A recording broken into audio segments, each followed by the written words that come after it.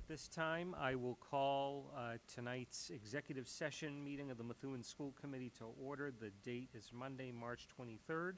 The time is 5:36 p.m. We're meeting in the Media Center at the high school. Let's start off with a roll call. Vice Chair DiZoglio. Jonathan Grassi, present.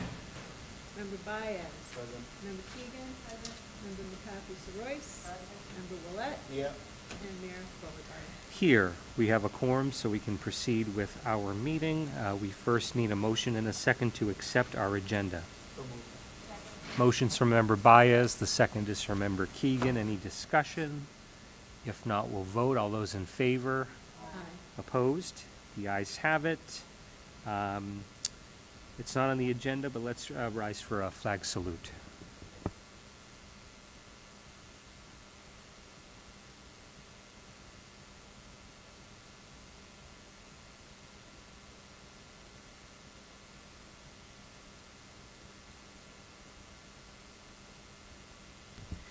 All right, first on the agenda, we have public participation. I don't see anybody in the audience, and we haven't received anything in terms of written correspondence, so we'll move on to number 2 on the agenda, executive session pursuant to Mass General Laws, Chapter 38, Section 21A2, to conduct strategy sessions in preparation for negotiations with non-union personnel, or to conduct collective bargaining sessions or contract negotiations with non-union personnel.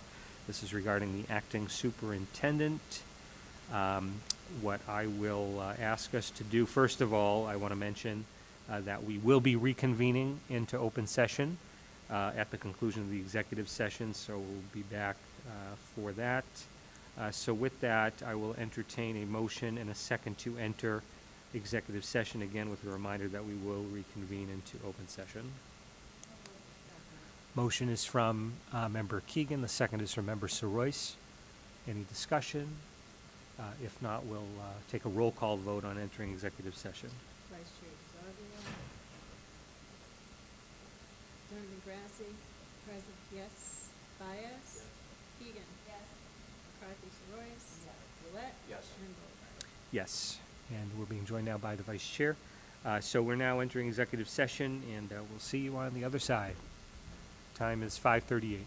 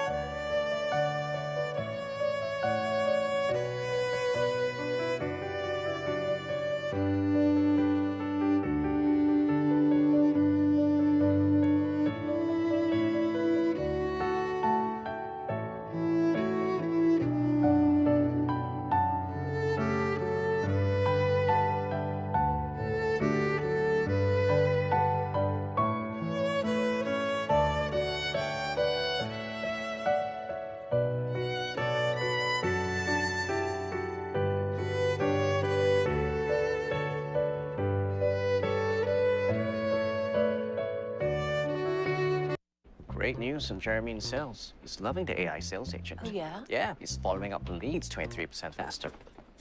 Jeremy. Great. So I can tell the board that the company is more productive. Oh, no. I wish. But you can tell them Jeremy in sales is following up on leads 23% faster. Oh, Jeremy. Oh, Jeremy. Any business can use AI. IBM helps you use AI to change how you.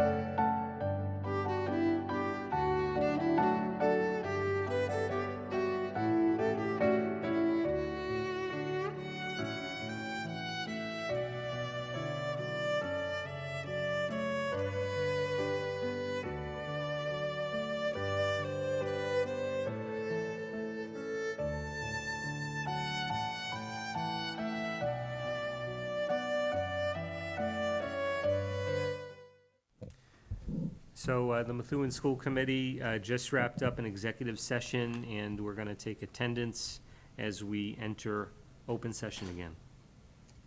Okay. Vice Chair Gisoglio, Yes. Donovan Grassi, yes. Baez? Here. McCarthy Royce, Present. Keegan? Present. Willett? Yeah. And Beauregard. Here. We need a motion and a second to approve the acting superintendent's contract. So moved. Second. Motion's from Member Baez, the second is from Member Saroyce. Discussion. Oh, yes. Member Sorry. Saroyce? I would like to thank Lisa for taking on this task, and you've done a fabulous job so far. It's been great working with you, and it was my pleasure to, in a moment, vote for your contract. I'll just say ditto. We're going to be posting this online, of course, so if anyone's interested, we'll have that up in the next couple of days, I'm sure. So with that, let's take a roll call vote on the contract. Vice Chair Gisoglio? Yes. Donovan Grassi, yes. Baez? Yes. Keegan? Yes. McCarthy Royce? Yes. Willett? Yes. And Mayor Beauregard. Yes. Congratulations and thank you. Thank you for your confidence and thank you for the opportunity. And I look forward to continuing to work with you all and our faculty and staff to support our students. Thank you. Wonderful, thank you. So with that, I will entertain a motion to adjourn. So moved. Second. Motion is from the Vice Chair, seconds from Member Keegan. All those in favor? Aye. Opposed? The ayes have it. The time is 5:58, and the executive session meeting is adjourned, and we will begin our workshop and business session at 6 o'clock separately.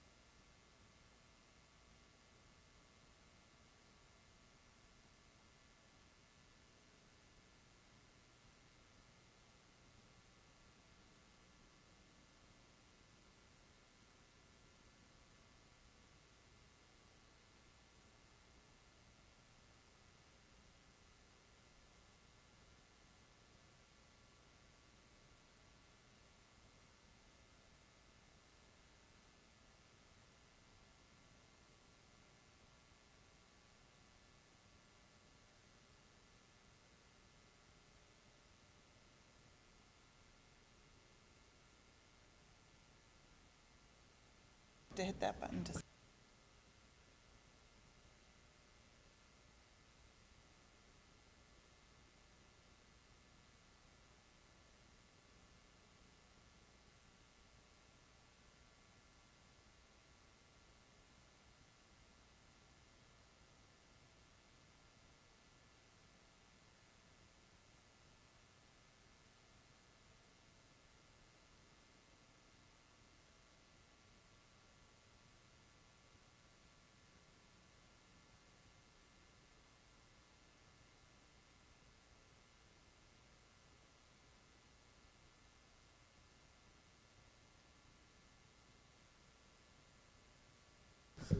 So I've been told that the live feed is still rolling, so we'll just begin the 6 o'clock meeting. What I'll do now is I will call the meeting to order. All right. The school committee business workshop session of March 23rd, 2026 will now come to order. The time is 6:01 PM. This meeting is being recorded and will be made available for viewing on the Methuen Public Schools website. I'll ask the secretary to call the roll. Vice Chair DeZiglio? Present. Donovan Grassi? Yes. Baez? Present. Keegan? Present. Saroyce? Present. Willett? Yep. And Beauregard. Here. All are present. We need a motion and a second to accept the agenda for tonight's meeting. So moved. Second. Motions from the vice chair, seconds from member Keegan. Any discussion? There's no discussion. We'll vote. All those in favor? Aye. Opposed? The ayes have it. We'll rise for the flag salute.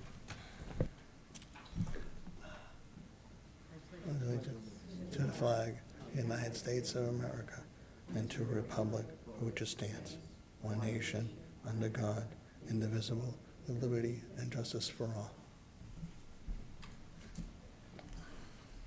Next on the agenda is public participation. Do we have the list? Thank you. We'll start with Jack Burke.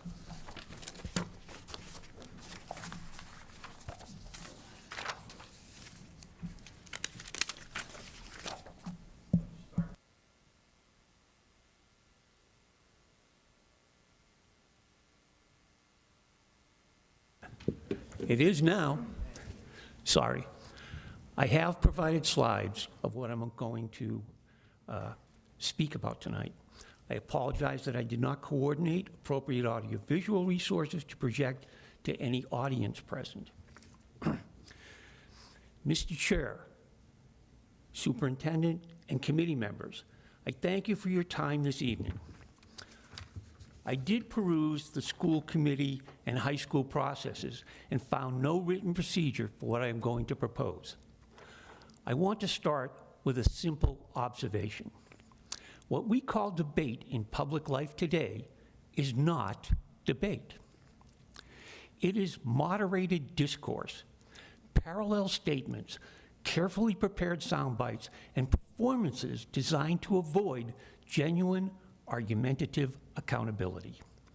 I have produced these programs. I have sat in those rooms. And I can tell you with confidence, what you see on television when a moderator asks a question and candidates respond without answering, it is not debate, it is theater. That distinction matters more than it might appear, and it is the reason I am here.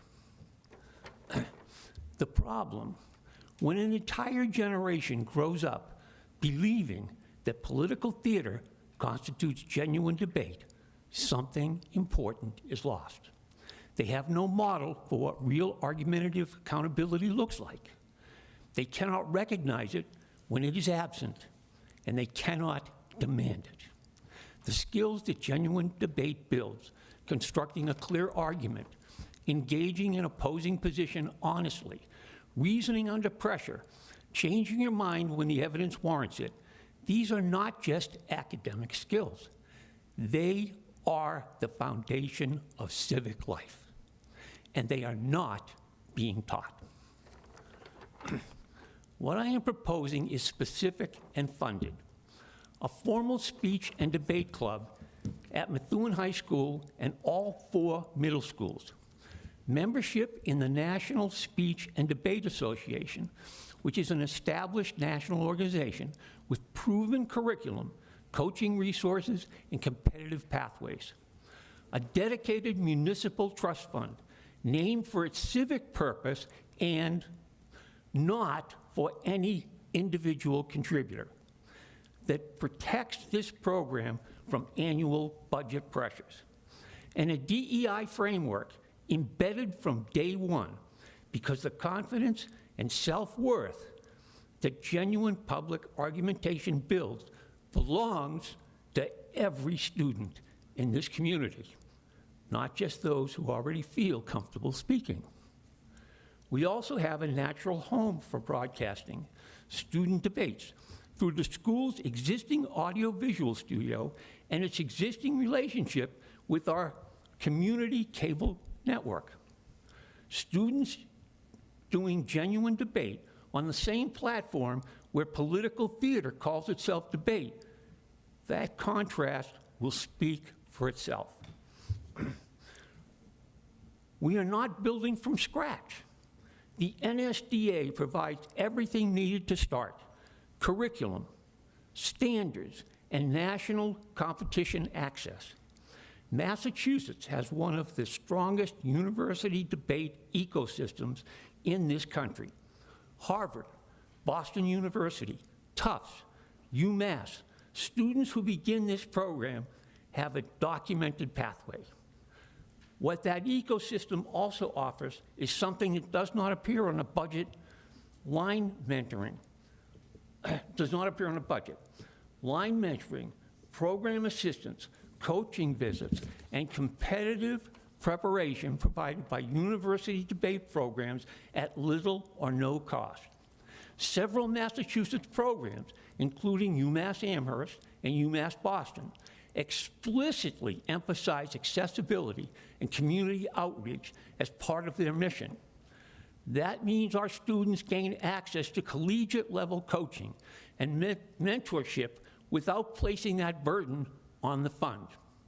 The universities benefit from a stronger pipeline of prepared students.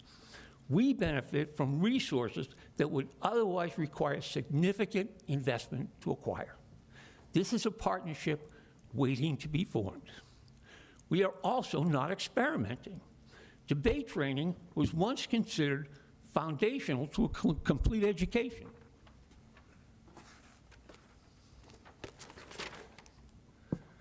Sorry for the delay.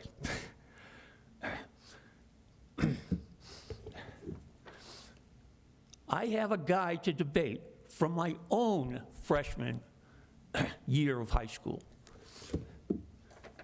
What I am proposing is a restoration, not an invention. Starting in middle school matters. Students arrive at high school with skills already developing. The program becomes self-reinforcing. Funding. I am prepared to make a personal founding donation of $2,500. That covers NSDA membership for the high school and all 4 middle schools for 5 years. I'm asking the city to establish a separate, dedicated municipal trust fund, not a budget line item that disappears in a difficult year, but a protected fund, and to match the founding donation as a signal of institutional commitment. Business sponsorship, grant, and community giving will sustain it beyond year 5. The NSDA affiliation opens grant eligibility we do not currently have. The fund will be named for its purpose. This is a community institution. It belongs to Methuen. What success looks like. In year 1, the program is established. Students are training, faculty are developing. In year 2, the first student debates broadcast on community cable. Genuine debate, not a forum, not a panel, visible in this community for the first time in a long time. In year 4, the first cohort of students who went through the program graduate. They carry something their peers in most communities do not have. the experience of building a real argument, defending it against genuine challenge, and earning their conviction. By year 5, the program's governance expands to include members of our special needs community, not as participants only, but as leaders, because this program is about developing genuine human capacity, and that belongs to everyone. So the ask is this proposal, and it's straightforward. I'd like to establish a dedicated municipal trust fund for speech and debate education in Methuen. I'm asking if the city will match my $2,500 founding donation. We'll need approval to enter the National Speech and Debate Association, membership for our high school and 4 middle schools. What we are building is not just an extracurricular activity. It is civic infrastructure. It teaches the next generation that a well-constructed argument matters, that engaging honestly with an opposing view is a form of respect, that you can change your mind and it is not a weakness. It is what genuine reasoning looks like. Those things used to be taught here. I am asking that we restore them. I'm available to answer any questions and assist in any way to help establish this program with our town. Thank you. Thank you, Jack. Maria Figueroa?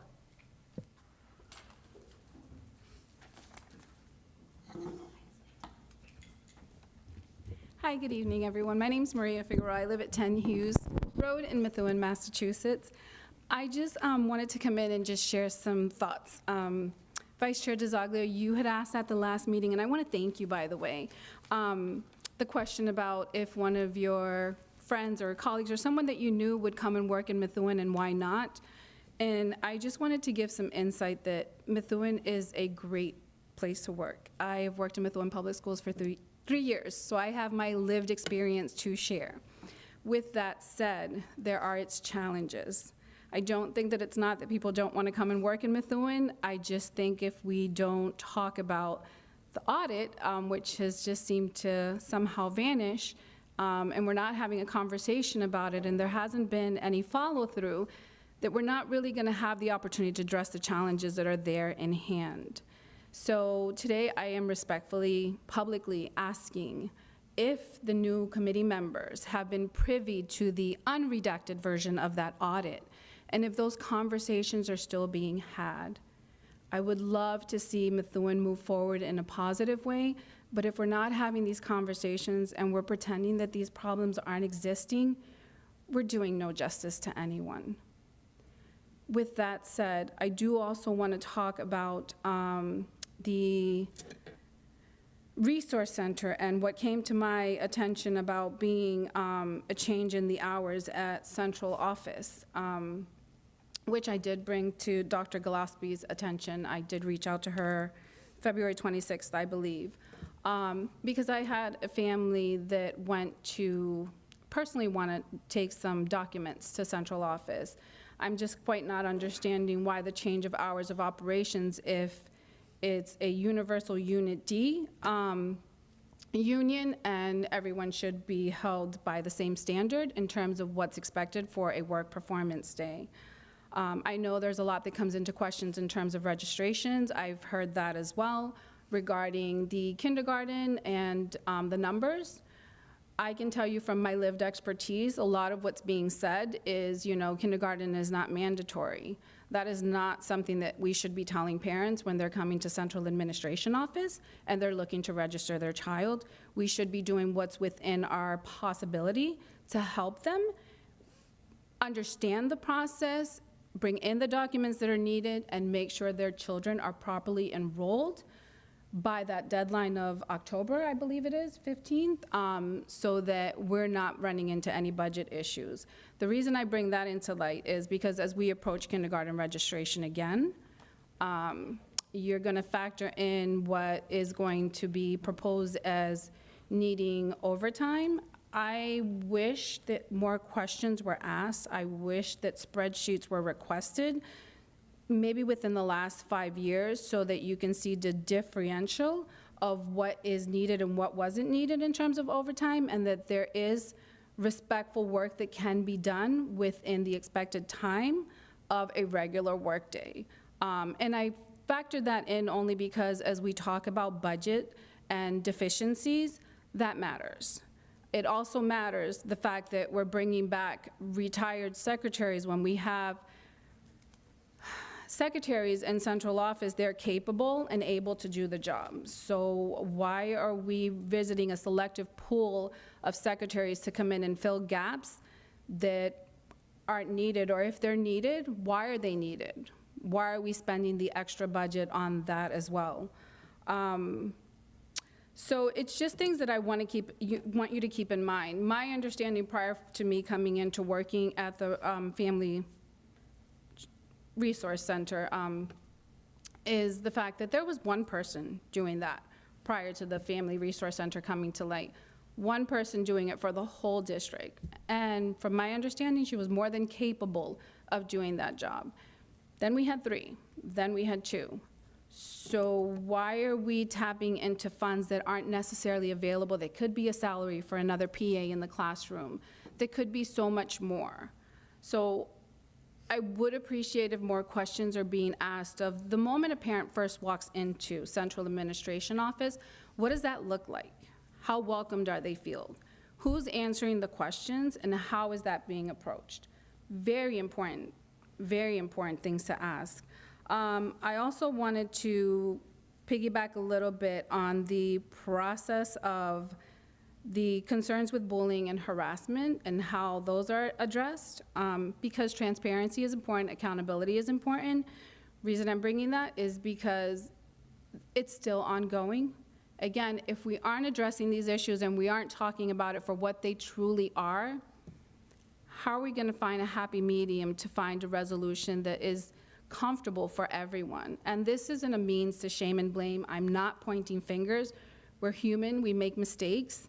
But if we don't take the opportunity to learn from them, what are we doing to improve the situation? I think that was overall what I wanted to talk about tonight. But before anybody runs with any false narratives, which is accustomed, to Methuen, and I apologize, and again, no shaming and blaming, I am not a disgruntled employee.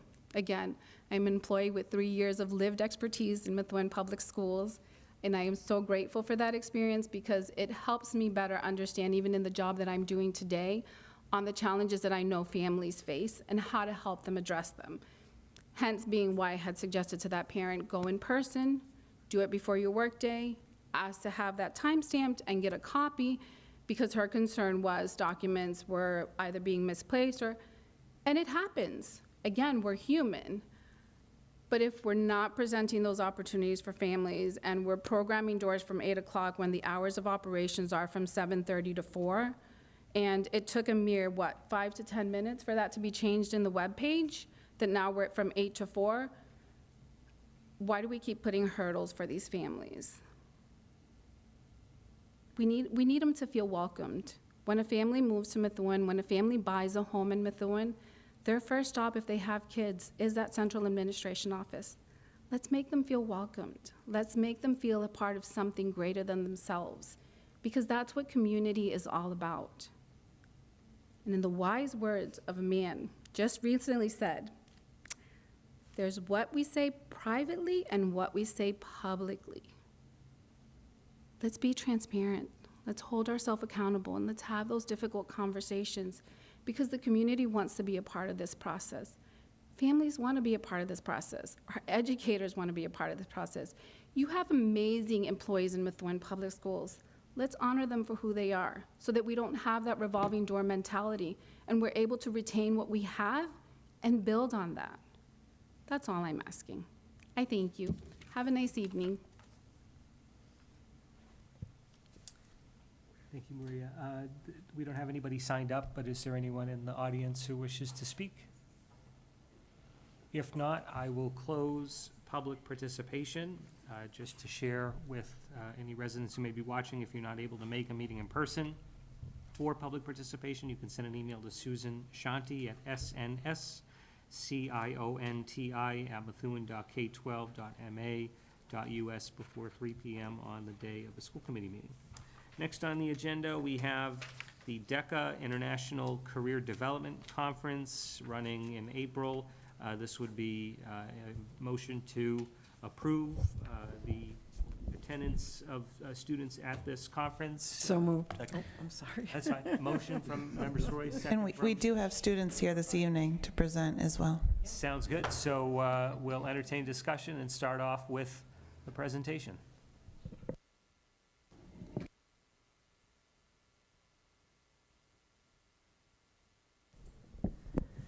Good evening, members of the school committee. I am Josh Regato. I'm the DECA and business teacher here at MHS.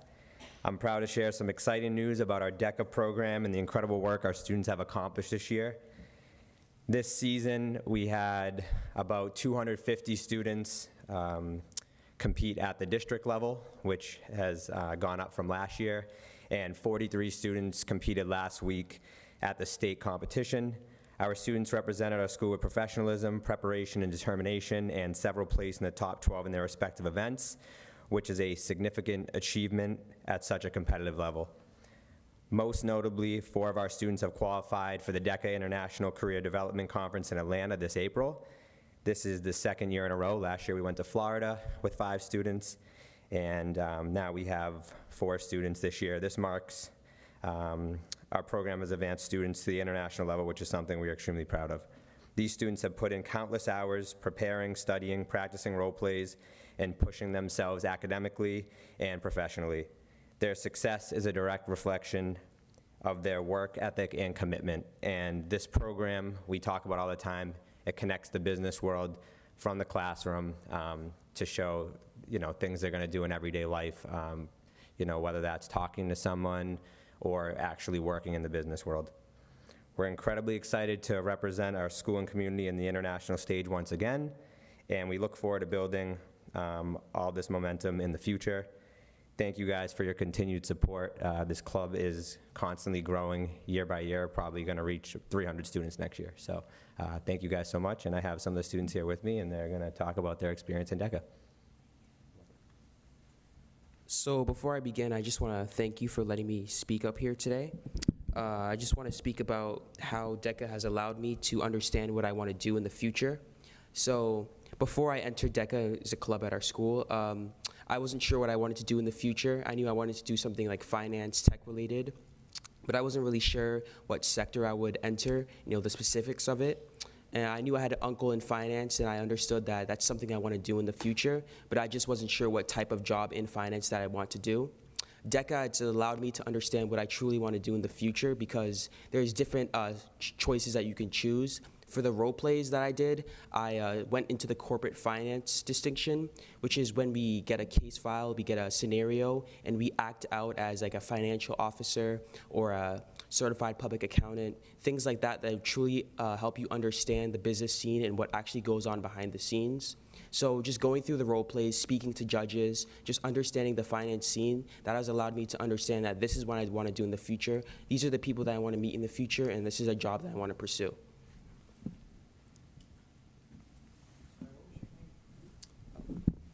Civic as a DJ. Thank you. And do you want to share the records that you broke for Methuen High School DECA? Yeah, so first person to qualify for the International Career Development Conference in the Methuen High history.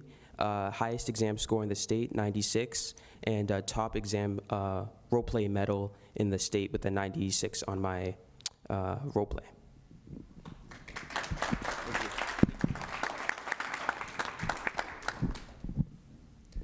Hello, everyone. I just wanted to say thank you again for allowing us to talk to you. My name's Caden. This is my partner, Damien, and unfortunately, like previous mentioned, our partner, Jacob, is sick today. And I just wanted to point out that DECA, for me personally, has helped me work on my presentation skills and my confidence, and making sure that I am able to work on tasks at appropriate times and make sure I work on not procrastinating as much. And that has allowed me to progress a lot in school. I've been doing much better in school now. And I imagine it also has helped my partners as well. Hello, guys. Once again, thank you for listening to us. My name is Damien Pellegrini, and I'm partners with Caden, and unfortunately, our partner, Jacob, can't be here. The way DECA has helped me has really just been talking publicly, especially presenting. It's kind of helped me get more familiar with talking to people that I don't really know or in big groups just like this. It's also helped me kind of figure out what I want to do. I want to do construction in my future life, but also strive to own my own business along those lines. The category my group had went into is is a business growth plan, so it kind of helped us get familiar with our finances of our business, running a business, how to estimate growth, and kind of to plan a year plan for our business, which I feel like will help me in the long run once it comes to running my own business. It's also helped me kind of network with people and get to understand why people do the club and kind of learn more about the club to help me make new connections in life that can also benefit me possibly in the future. We'd like to thank you for your time. Outstanding. Discussion, Vice Chair? So outside of approving this tonight, I just want to congratulate the four of you, because this coming tonight should be your recognition as well. So congratulations. I want to give you a round of applause. For over 20 years, DECA has done some great things here in Methuen. So it's great to see the advisor, too. I want to give you credit, too, on keeping this going and sending 2 years in a row now to the international conference. So congratulations, guys. If you haven't realized, I'm a yes on this already. So you didn't have to bribe me on that. So congratulations and best of luck in Atlanta. Thank you. And we'll have them back after nationals for their recognition, because there might be more awards to be won. Right. Absolutely. Any other questions, discussion? If not, anyone else? All right. We'll vote. All those in favor? Aye. Aye. Opposed? The ayes have it. Congratulations.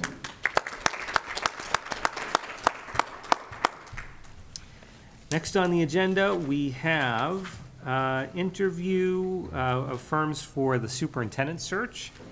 We'll start with HYA. That is first on the agenda.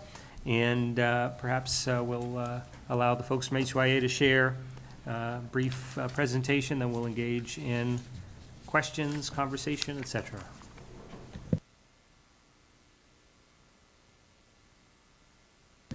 You know, actually, the spot here would be fine, and we'll get a mic for you.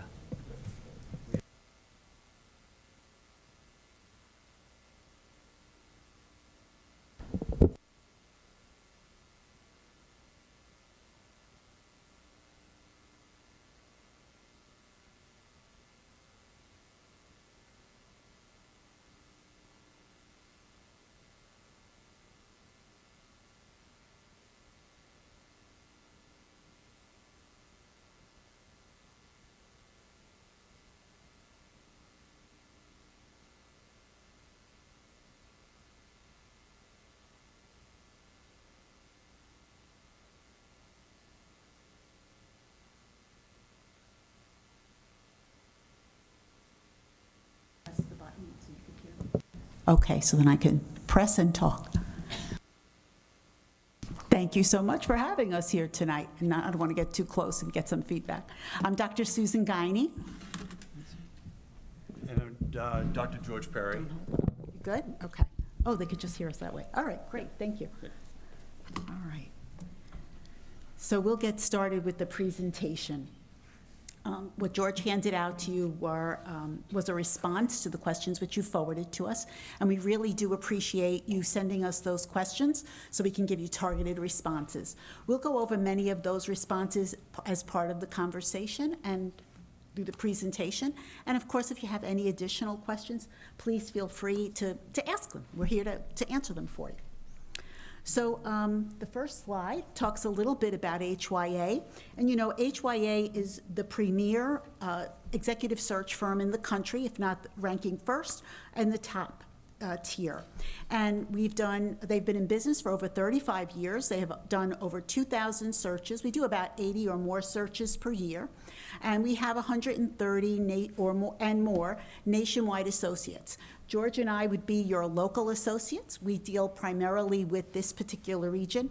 We work with school districts in New England, in the state of Massachusetts, as well as in New York and Connecticut, New Jersey, and Pennsylvania. But we are focused primarily on you, and that's why we're here for you. We have a client satisfaction rating of 9.4 out of 10. We have a full back office staff, and we have partnerships throughout the country as well as in the state, and many with local universities. Okay, go to the next slide. Do you want to talk a little bit about this one? No? Okay, I'll go on. All right, so this really is an incredible opportunity for the Methuen Public Schools, because when you are doing a superintendent search, and you're looking for a new leader, everybody's eyes are on you. And it's a wonderful opportunity for the committee to understand what the stakeholders are feeling, to gain their insights, and also to select a leader that meets the expectations of your community as you step forward on a new path and a new roadway. It really is an opportunity for you to demonstrate committee leadership and to build capacity and collaboration amongst your ranks. As we said, this is your leadership team. So there are 3 of us on the team. A little bit about me if you haven't read our bio in the materials that we forward to you. I'm a former superintendent of schools. I worked for 10 years as a superintendent in the Mount Pleasant Central School District in New York.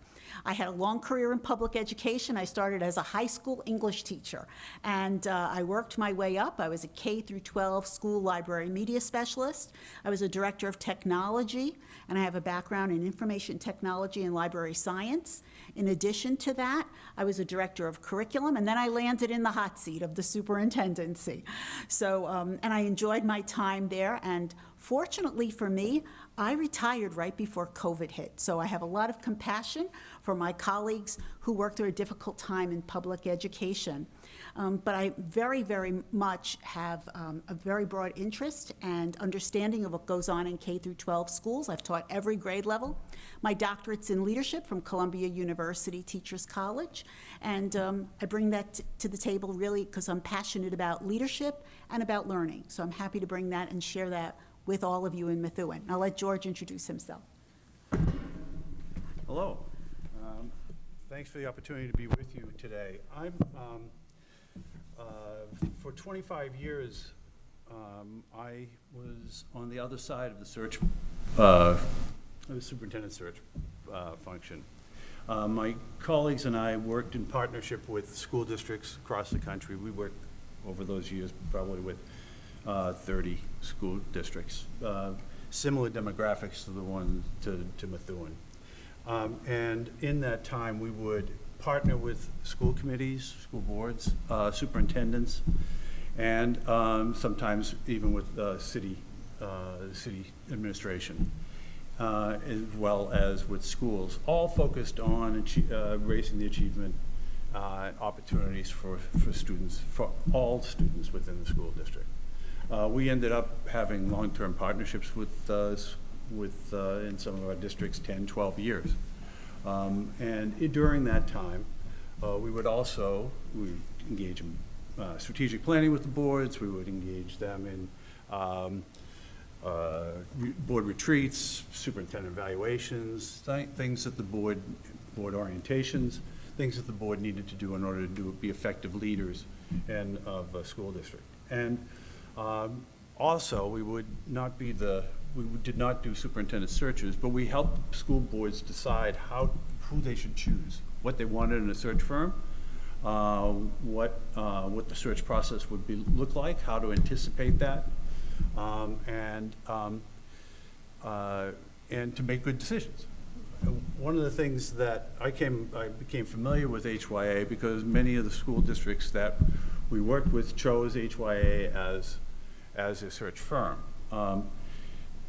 One of the reasons why they did that, and it was a deciding factor in the school districts that I worked in, was that HYA was a trusted broker of candidates. They had a very broad reach in terms of being able to attract candidates across the country, but also do a really good job of presenting the school committee with, let's say, details about individuals. You know, one of the biggest problems is people can say a lot of things about what they can do and what they can deliver and what their possibilities are. But you have to really dig deep into that to find out who's really able to do that. And HYA has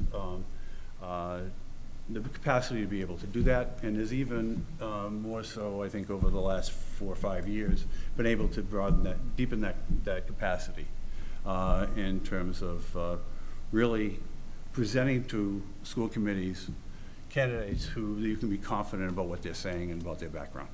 So, so I'm happy to be on this side with HYA, and I really appreciate the opportunity to work with you all going forward. Mm-hmm. Okay. And we should have to mention about Danielle Martel. Danielle is the third member of our team. She is our project manager. She's located in our home office, which is in Illinois, and she handles all of the paperwork and all of the contracts and all of that kind of stuff, because our focus is really to work with you. And so we don't have to worry about that because Danielle's got that covered on the back end. And she's always available by phone, very easy to get in touch with. And of course, if you can't reach her, you tell us and we get in touch with her. And so we work very cohesively and really are here for the committee. So close by your side throughout the entire process. So why HYA? What makes it important for you to think about us as your search firm? Well, HYA, like you, really believes, as we expressed to you, that it's about every child and about giving that child a quality education and recruiting the right people and developing them and retaining those leaders here in your district is really what it's about. And it's about our relationship with you. We want this to be a long-standing relationship, and we want to help you to improve your district's student outcomes. And by getting you the right leader to have in the right place at the right time, that's what it's about. The committee and the superintendent team, we're the catalyst for that advancement. So you can expect from us deep, meaningful engagement. We'll go through the process exactly what does that look like with all of your stakeholders. You can expect from us that the candidates that we will present to you are going to match the profile that is your profile. It's personalized to Methuen, and that we have worked on with you and spoken to you about and communicated about throughout the process. And you know that the team that you have working for you, our focus is on your district. There are no sitting superintendents or committee members or board members who work as associates at HYA. We're trusted with that reputation for over 35 years, and we ask you to please contact our references to confirm that and to ask about our dedication and our professionalism in that regard. Okay, go to the next one. Okay, so the process. The process has 4 phases, and one of your questions was about, you know, do we think it's reasonable to have someone in place by July 1st? And we think that's really cutting it close. We would not recommend that. But we think that because a search generally takes about 4 to 6 months, we think it would be very reasonable to have someone in place by August 3rd. The phases of the search are 4: engage, recruit, select, and transition. And we'll go through those. So we believe that once you appoint us as your search firm, we would get started immediately. And we would begin with the engage phase. And this means really getting to understand what the district wants and getting to know you really well. We do that first and foremost by having a planning meeting with all of you. We detail the calendar of what the search is going to look like, and we go through any and all questions that you might have regarding the search. We document everything, we put it in minutes, we give it to you, it becomes a document for you to have and refer to, and we will refer to it throughout the search. We then interview each and every one of the committee members. We want to know what you personally want in your next leader, and we ask everybody the same 3 questions throughout the entire search. So whether we're meeting with committee members or we're meeting with stakeholder groups and parents, we ask, what are the strengths of Methuen? What are the challenges the next superintendent and the Methuen School District will face in the next 3 to 5 years? And then what are the qualities and characteristics you'd like to see in your next superintendent of schools? We document everything that you tell us. We don't put anybody's name. It's all confidential. We just put it under a broader heading. So we'll have community members or students, because we talk to students as well, administrators. We have focus groups. We have small interviews, individual interviews, and then we also have community forums. I think I got everything, okay. Okay. So we see ourselves as your ambassadors to the community as part of this search process. Like we said, this is an opportunity for the committee to really showcase their capabilities and to really bring people in. We want to be transparent. We want you to know that we are actively listening to everything that you're telling us, as well as to your community voices. We're very flexible in terms of formats. We're here face to face. If you ask us to be in person, we will be here in person, and we'll work with you during the planning meeting to decide who are the groups you'd like us to meet with, who are the individuals you'd like us to meet with, and if you'd like us to be here in person to meet with them, if you'd like us to meet on Zoom with them, if you'd like us to be in various locations, and we always accept email feedback. So one of the questions you asked us was about, would we be face-to-face? Would we be remote? And what we tell you is that, it depends on exactly what you want, because this is your search, but also it depends on the task. So for instance, we found that when we do searches during the community forums, especially the one that we offer in the evening, it's easier and more accessible to parents if we do it via Zoom, an online format. They don't have to worry about childcare. Teachers, they usually like to meet with us after school, usually on Zoom, because they could be home cooking dinner, taking care of their family, and they can still take some time to be on the Zoom call with us and share their ideas. The senior community, we found that they like to meet in person, and sometimes it's at the senior center or it's at the local library. We go where your constituents are, and we want to be there for them. We want to be encouraging. We want to be open. This is a very inclusive process. If you have members of your community who need a translator, we like to work with a member of an organization that's in your community to do translation services, so that we are working in partnership and you bring those individuals in. It's about building relationships, building partnerships, being accessible, being flexible, so that people feel that they're part of the process, and this all shines a great light on all of you and on the school district. Should do this way, so it's easier for me to go on. Also, during this time of engagement, we are providing a survey for you. The survey is research-based, it's all IP-driven, it's online, it's tabulated back in Illinois, so you can be sure that George and I are not staying up nights tabulating all of the responses. It's available in English and Spanish, and if you like any other languages, we can make arrangements for those languages to be put in place as well.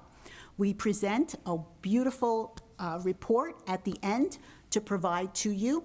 Again, we said it's research-based, and it's going to give you information about how people feel regarding the state of the district, in addition to what they're looking for in their next school leader. We put all this information together, and we feel that we can have this done and presented to you in what we call a leadership profile report, and that will give you kind of the story and the statistics. So we will combine the information we heard from all of the community engagement with the statistics from the survey, present that to you, and we'll ask you with that to take a look at what we call a draft leadership profile. And if you agree that we kind of hit the target, this is exactly what you're looking for in terms of who your next superintendent will be, then those are kind of our marching orders, and we're going to go and find the person who makes the closest fit to what's in that profile.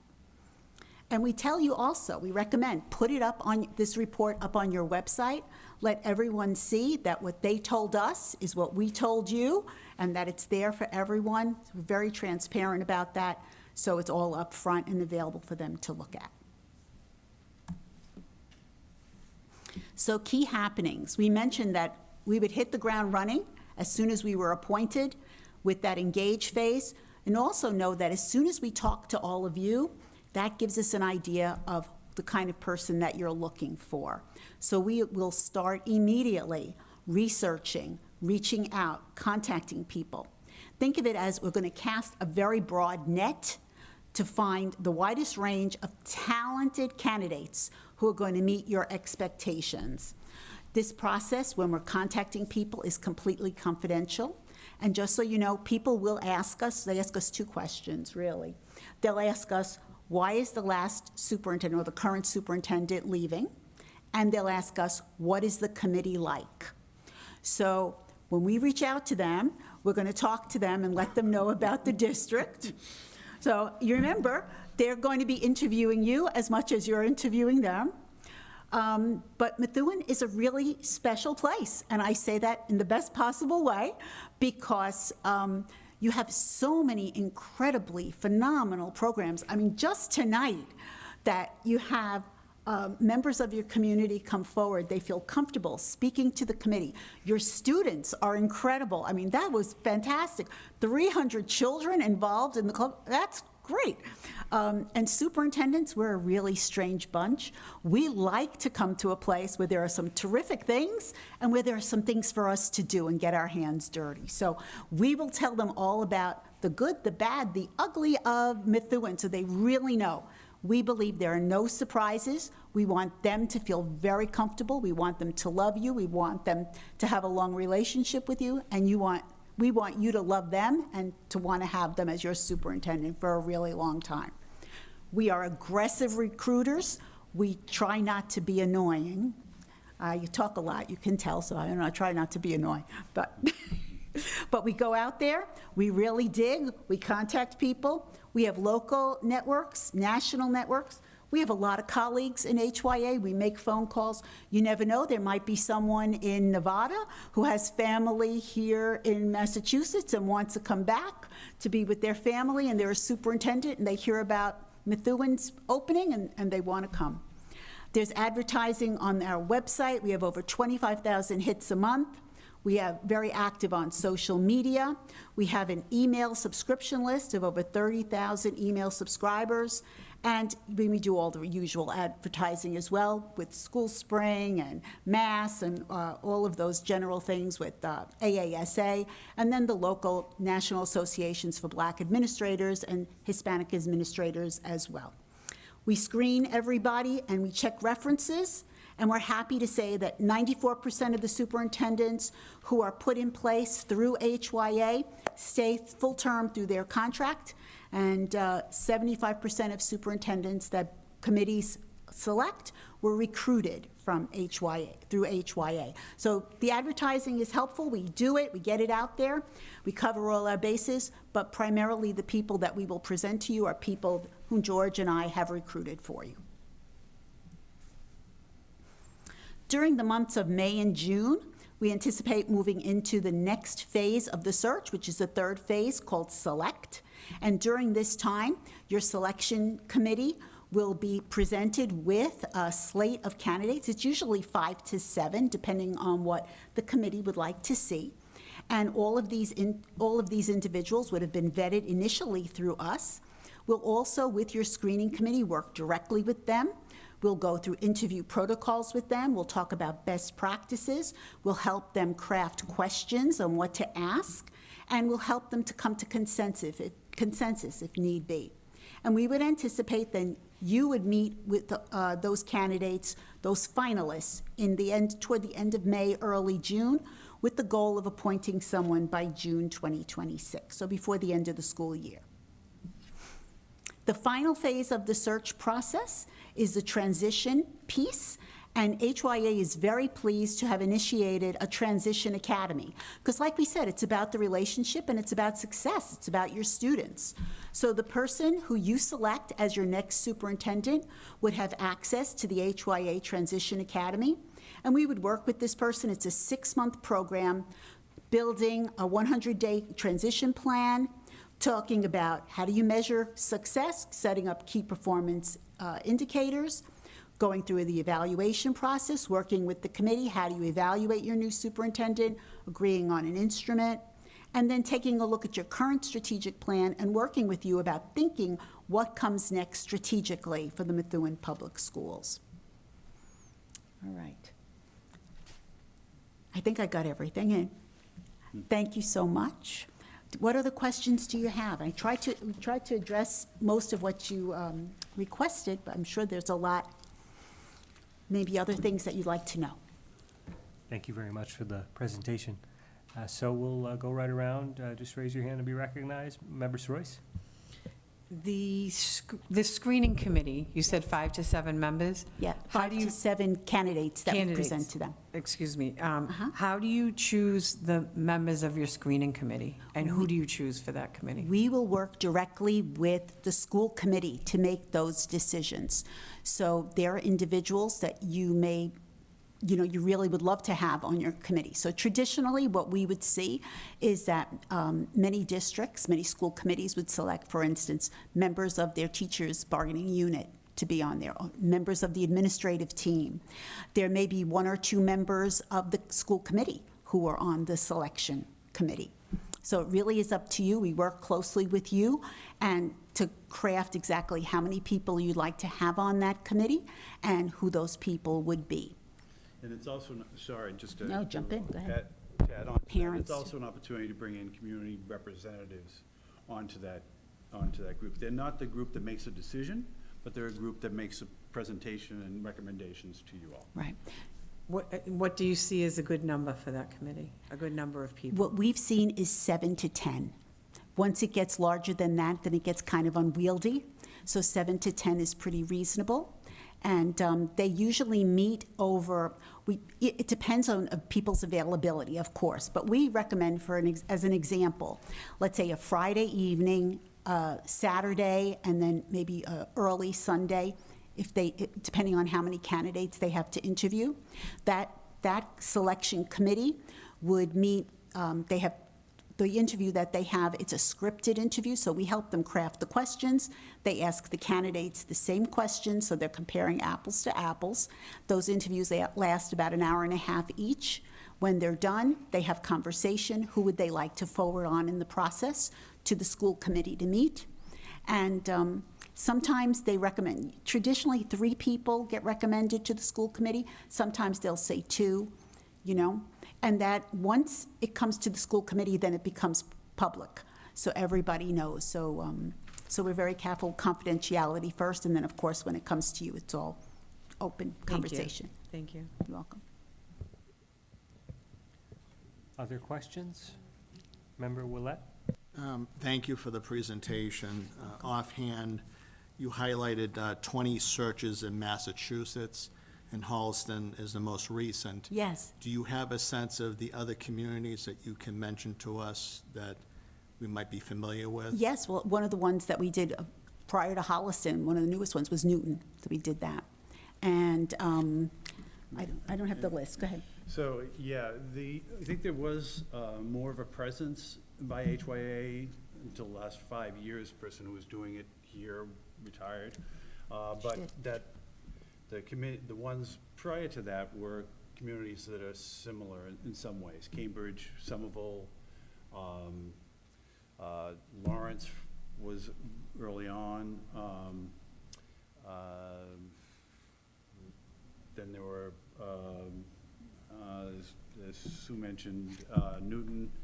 I'm trying to think of some of the others. I can get a list to you if you'd like. No, I think that covers it. And then I think one of the mandates from the committee is in terms of the diversity, and how would you approach that with the diversity of the community to make sure that that search committee is composed of diversity? How would you tackle that? Okay. Just, I think that's a conversation, as Sue mentioned, that in the planning meeting with the school committee, that's the kind of discussion that happens. Who do you want on the search committee? How can we work? What partnership groups do you want to be able to work with? Mm-hmm. We're aware of the audit that you've just had and some of the concerns about bringing people together to have conversations. How would you like to handle that as a committee? And we're open. This is your search, so we're open to doing a way that you think works best for Methuen. Right. And you know, one of the things that we would recommend to you is that you have members of, let's say, you have diverse members of your community on that search committee, but in addition to that, we would set up focus groups as part of the engagement process with maybe particular groups that you have in your community that you'd like to have, get their feedback and get their voices into the process. So even though they may not be sitting on the search committee, they definitely would have input with their ideas, questions, things like that, and we would include them in that way. So we want to be more inclusive than anything else. That's most important. And then, obviously, we want to preserve an element of confidentiality. Yes. And have a firewall, and not necessarily have the school committee itself be involved, you know, because my personal view is I want the search committee to be composed and have the confidence that they can confidentially report things to your attention. That's right. And have like a firewall, so that's something I would be interested in. Yes. As well, so making sure that if someone is forthcoming and wants to serve, that they can volunteer things that might not be putting us in a great light, but also would be honest in the assessment as well. Absolutely. Okay, Absolutely. thank you. You're welcome. Member Donovan and then the Vice Chair. Thank you. I do appreciate the pretty extensive list of communities that you've worked with, that you provided with us in your first package. So here's my questions. You said that typically 5 to 7 candidates. How many of those candidates are typically sitting superintendents? It depends on the search. I'll give you an example from Holliston, so I'm not talking out of school. We give every school committee that we work with what we call a candidate summary sheet, and we break down for the committee to show them exactly how many individuals. We don't give the name of the individual, we don't give the district, but we let you know how many people we've reached out to, how many people applied for the position, and what their current positions are.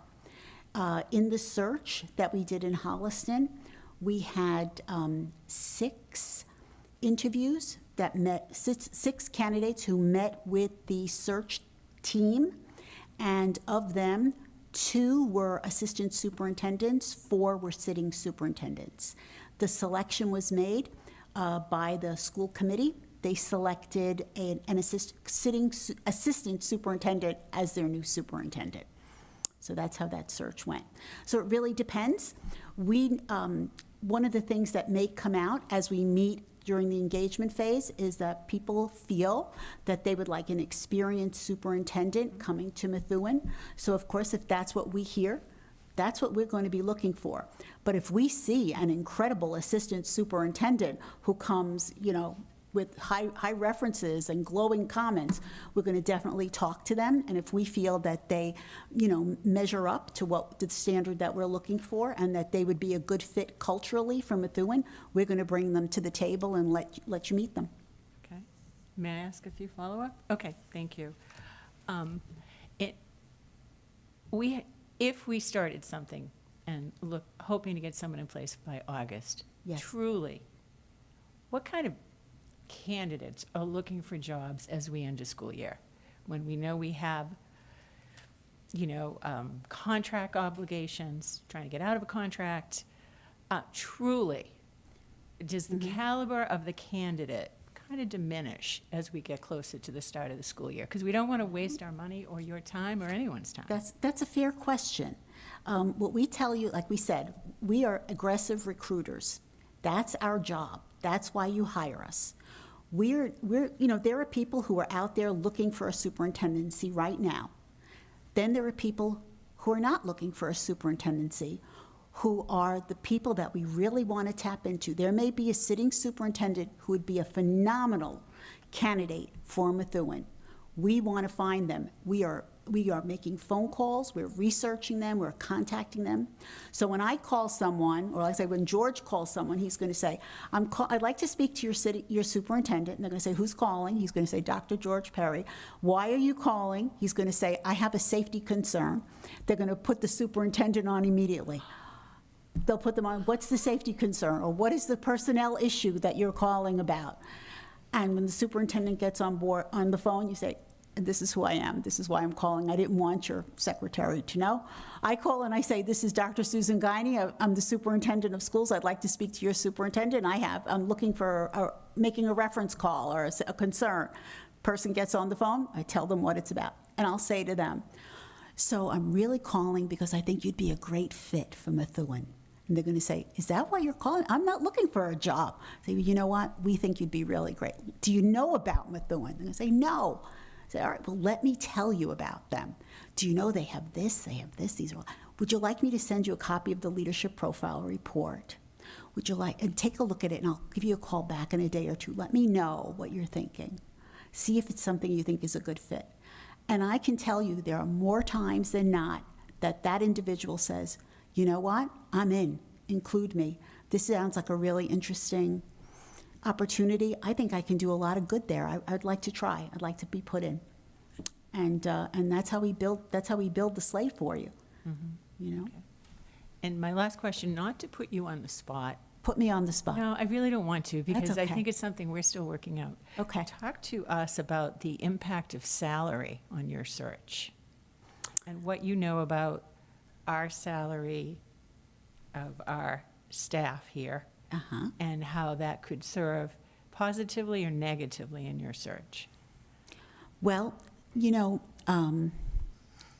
many of the superintendent candidates that we've spoken to have said to us, it's not about the salary, it's about the committee. If it's a good committee and I get along with them and it's a wonderful place, I'm fine with that. I'm fine with that. So they're not looking, you know, it was interesting in the Holliston when we did that search, they had a very competitive salary that they offered, and every single person that we slated had that response. When we told them what the salary was, they said, what's the committee like? What's the community like? That's what we want to know. What can we do there? How can we help? This sounds really fascinating. We'd like to come. So I think the people that we'll be talking to and about, you know, about Methuen, we're going to tell them about the district. We're going to tell them about the finances. We're going to tell them about the salary. And like we said, there are no surprises. We want people who really want to come here to work with you, and we want you to love them. And you know, it's kind of like marriage brokers. You know, we want this to be a good fit. So so that's how we'll handle it. Okay. Thank you. Those are my questions. You're for welcome. Now. I'd like to just bridge off of what the Secretary stated just a second ago too. Do you find the time of year, though, a criteria on finding good candidates for a school district? Do you see most of your searches happening this time of year, or do you see it happening starting July 1st or September? Because there's really zero room for error here at this point. That's right. We're going into, well, go ahead. I'll go pause ahead. there. I was going to say, you know, we find that it gets very busy at the beginning of the school year in September. People come back from vacation and they go, you know what, I'm done. I'm going to retire. I need to find a new job. And the second time that we see things really start getting busy is the middle of the second semester. So usually around March, we start getting many more searches, because people are saying, you know what, I'm going to give my notice to the district, and I have a couple of months. I want to just finish out this school year, and I want to be someplace else for the start of next year. So it balances. And like I said, somebody may not currently be looking, but when we call them and talk to them, you know, they'd say, you know what, I've done enough. I've done, you know, so many years. I've accomplished what I wanted to accomplish in my current position. I'd like to move on to a new challenge. And this sounds like something very interesting that I'd like to engage in. If I could just add to that. You know, we spent a lot of time talking about that very question, is this a good time of the year? And we responded to your request of July 1st was a question. Well, we're really flexible to do whatever you choose to do. So we want to do it now, want to do it later, you know, we're certainly open to that. You want to try something and see if we can, what the feeling is, we're open to that as well. But I think that there are times at this time of year where there are some sitting superintendents who would be willing to make a shift. And there are also, and what we were talking about is also there are a lot of deputy superintendents or assistant superintendents who have some experience, are looking for an opportunity, and as the end of the school year comes, that's a good time for them to make a change. So, there are times that are better than others and more activity, but, now is not, it's not that you couldn't do it and have some strong candidates now if that's what you chose to do. And, the other piece, too, that we discussed was, and this is how, we operate. We haven't had this happen to us, but just so you know, if we had difficulty finding candidates, we're going to tell you. We're in constant communication with you throughout the process. We're going to say, you know what? We're not finding the people that we want to present to you. We're going to take a little bit longer. And when we plan out the calendar, we'll say, you know what, we have a target date of, let's say, August 3rd, but if we don't feel that that's appropriate, we'll let you know, and we'll say, we want to extend it. We're not there yet, and we'll work with you, as part of that.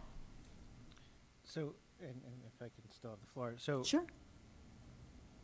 The reason why I ask is because, one, the dynamic of this community is going to really have a say in how this committee votes. Mm-hmm. So I could see it going through the first round and potentially not finding the candidate that everyone's in love with. And that's what I want to avoid is getting the 4 that we had to submit to the committee for review. I want the search committee to say, there's 3 or 4 stars here that we would be fine with, not just because I have to send it up to the committee. That's right. That's exactly how it works. And if they say to us, you know what, you brought us we interviewed these 5 people, we don't like any of them, then we go back and we find new people. And we just continue until we find the people. When in doubt, don't do it. And we would hope that the committee votes unanimously on the next superintendent. No superintendent wants to come to a school district where the full committee with a split vote. So we really want to make sure that it's the right person. Thank you. I'm all set. Other questions? Member Baez? Thank you for your presentation. Oh, thank you. It was lovely. I just had a few questions. Of course. First, maybe I missed it, but I know you guys said you, as a company, conduct 80 superintendent searches a year. Yes. Personally, though, would Methuen be the only search that the team? Yes, you'd be our only search. We're completely focused on you. Perfect. And my follow-up question is, sometimes the loudest voices make the biggest impact on, let's say, interviews or surveys. And usually the loudest voices sometimes are the minority voices in a dynamic, which Vice Chair DeZoglio rightly said that the dynamics play a role. Yes. So how would you ensure that the engagement phase is fully inclusive of all voices, not just those that are the loudest? Right. Go ahead. No, I would just say that that's the conversation we have to have with you all in planning this piece, right? You know the dynamics of the city, we know some of it, and we want to work with you on being able to say, how do we get to success at the end of this point? Who do we need to check with? Who are the focus groups that we need to have? Is everybody feeling that they have at least been heard? And again, there's a combination of community forums, there's a combination with surveys, there's focus groups that we'll be able to do. So there are a lot of opportunities to gather information. And of course, you've had a couple of audits and other kinds of ways of hearing from folks, and that information is also going to be part of how you all make a decision about who you want for a leader, what kind of characteristics that person is going to have. If you say to us, there's a particular group, you definitely need to talk to them. Maybe they're quiet, they're more reserved, but you tell us that you want us to speak to them, we're going to speak to them. We're going to make sure that, we include everyone that you'd like us to include. Perfect, that sounds nice. Okay. Can I ask one more follow-up question? So, for example, let's say you guys are gearing up to conduct interviews, right? Yes. So, what's your selection process for participants? Is it a sign-up or a variation of the selection committee coming together and selecting candidates? Like, how is that process handled? Great. What we do is we will go through as many candidates as we can find. Like I said, we're going to cast a broad net. We look at people's, you're talking about interviews for like the actual candidates? or No, you're I'm talking about like okay. community members. Oh, Sorry. who we're going to talk to for community members? Yes, how that is, how Well, that is. we're going to talk to you. You know who we should talk to most of all. So we have, like George said, we know a little bit about your community, but we're going to sit with you during the planning meeting and create a list of all of the individuals you'd like us to speak with. And so we'll give you kind of a draft of groups and people to talk to, and then you'll say to us, you know, we don't need to speak to this group, but you definitely need to talk to these other people. And we'll put that list together. We'll ask if there's someone on staff we have who can help us send out invitations to meet with us. We have templates of invitations and everything that we will work with you with. We'll really, go through this together with you, and we will invite those individuals to come to meet with us.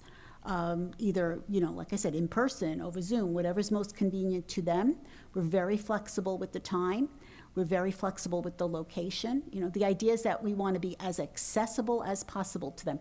We don't want to give anybody the excuse to say they weren't spoken to, or we couldn't meet with them or anything like that. We want to be very accessible to them. Thank you very Include much. them. You're welcome. Other questions? If not, I think that'll do it. Thank you. Okay, so this is a very awkward situation because our competition has been sitting back there listening to everything that we've said. So do we get a rebuttal? Because what if they say? I just have to say. Okay, thank you so much. It's so wonderful to meet you. We really hope we get to work with you. It'd be our honor and pleasure. Thank you. Thank you.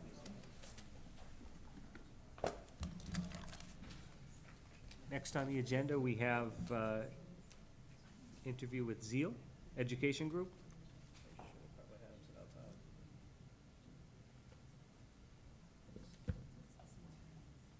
Hi, good evening. Feel free to dive right in. All right. Hi, everybody. First of all, I know Sue Guiney. We've run in similar circles, and you can't go wrong with their firm. I actually spent 2 years working for HYA as a consultant while I was a superintendent, and I think very highly of Sue. I don't know her counterpart, but certainly I will have nothing negative to say about HYA. It is on or it is not? Okay. All right. So I will try to go through this presentation very quickly.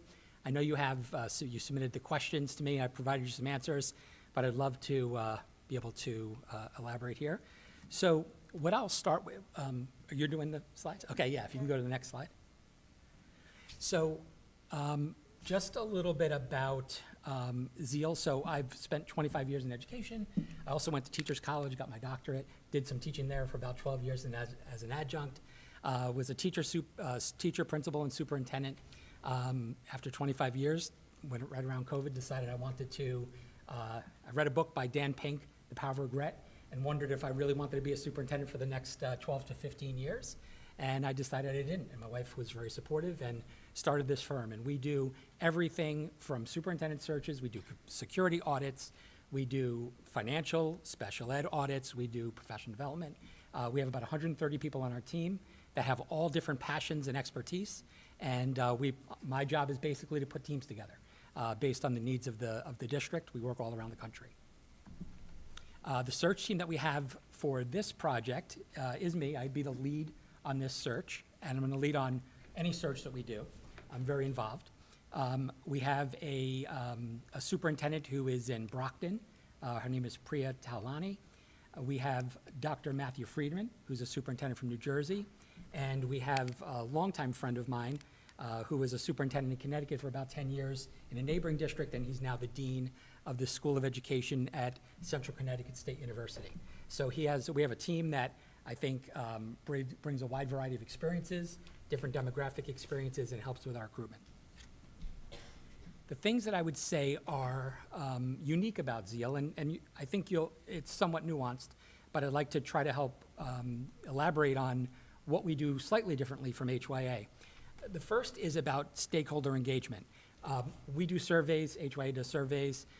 We do meetings, virtual and in person. We do town halls, they do community forums. But I think what differentiates Zeal is the passion and the exuberance with which we reach out to people. We are really committed to hearing every voice. And I'll give you an example, actually, if you go to the next slide. We did a search in Rock Hill, South Carolina. The board explained that they have a large tribal community. We sent three of our consultants to the tribal reservation to make sure that we spoke to and had an opportunity to chat with members of that community. We meet with students, as most would. We were doing a search in South Portland, Maine, and wanted to get feedback from high school students, sat up a table in the cafeteria, had a bowl of candy, and got to talk to students that way, because getting them to come to a forum, after a school day would be very, very difficult. The search we're doing in Stamford, Connecticut, they have 23 schools. We sent consultants to every single school after school based on contract requirements. We worked with their assistant superintendent. We worked with their communications director. We did a total of, I think, 72 stakeholder engagements in that community. That included in-person, virtual, at early in the morning, late at night. We stop at nothing to make sure that people have their voices heard. In addition, we do thought exchange, and your question, one of the questions about diversity is a big piece, and actually, I think your question about, the minority voice being subtle in the background, thought exchange is a tool that is a proprietary tool. Has anybody ever here used thought exchange or heard of it? Well, actually, I did some research on it. Okay, great. Yeah, and actually, if you go to the, I don't want to skip too much. Go to the next one. We'll go quickly through this. Yeah, there's a QR code there, and what we've done is set up a sample use of that tool. So if you do want to have if you have your phone and you want to take a scan of that QR code, you can see what it's like to participate in a thought exchange. Basically, thought exchange is a AI generated. It has it's a more social way of engaging with folks. So what it does is it allows us to pose a single question, like, what's the most important thing for you in Methuen regarding your next superintendent? And people can respond, and it's completely anonymous. It's natively translated into over 100 languages. So if I want to respond in Hindi or in Mandarin, the people that are reading the comments that people wrote will be in their native language as well. And then you rate with a star from 1 to 5 stars how much you agree or disagree with that comment. And what it does is it tabulates that, and the comments that have the most merit rise to the top. And we use that piece in combination with the in-person meetings, the virtual meetings, the town hall meetings, and we use all of that to create our version of a leadership profile. You can skip to the next slide. The second thing that I think, and you definitely heard this from HYA, and they're a very large organization, about national recruitment. I guess what I'll say differentiates us, I believe, is, and you can read that quote there from a superintendent that we wound up hiring. The detail in our leadership profiles is extraordinary. We develop a SWOT analysis. We develop we provide verbatim quotes from the community that we were able to extract from our analysis so that people can see exactly what the top most relevant pieces of feedback were, and that star rating that we talked about with Thought Exchange, how that translated into why that thought was so prominent in the community. We have, like I said, 130 consultants. We do the same thing. We have email lists. LinkedIn has 11,000 members. I'm sorry, 11,000, followers, 11,000 followers. We go to your local state association, we go to adjacent state associations. We're affiliated with, and when I say affiliated, so for instance, ALAS, Latino Administrator and Superintendent Association. 2 Saturdays ago, I was asked to be on a mock interview committee with them, and I spent 2.5 hours giving feedback to their candidates that are in the superintendent pipeline, and meeting with them and dedicating our time giving them feedback. When it came to men of color and educational leadership, Harrison Peters, the CEO, invited me to come to Florida, and it was in January, so it was like, no problem, and speak to some of his candidates and some of his some of the candidates that are in their program.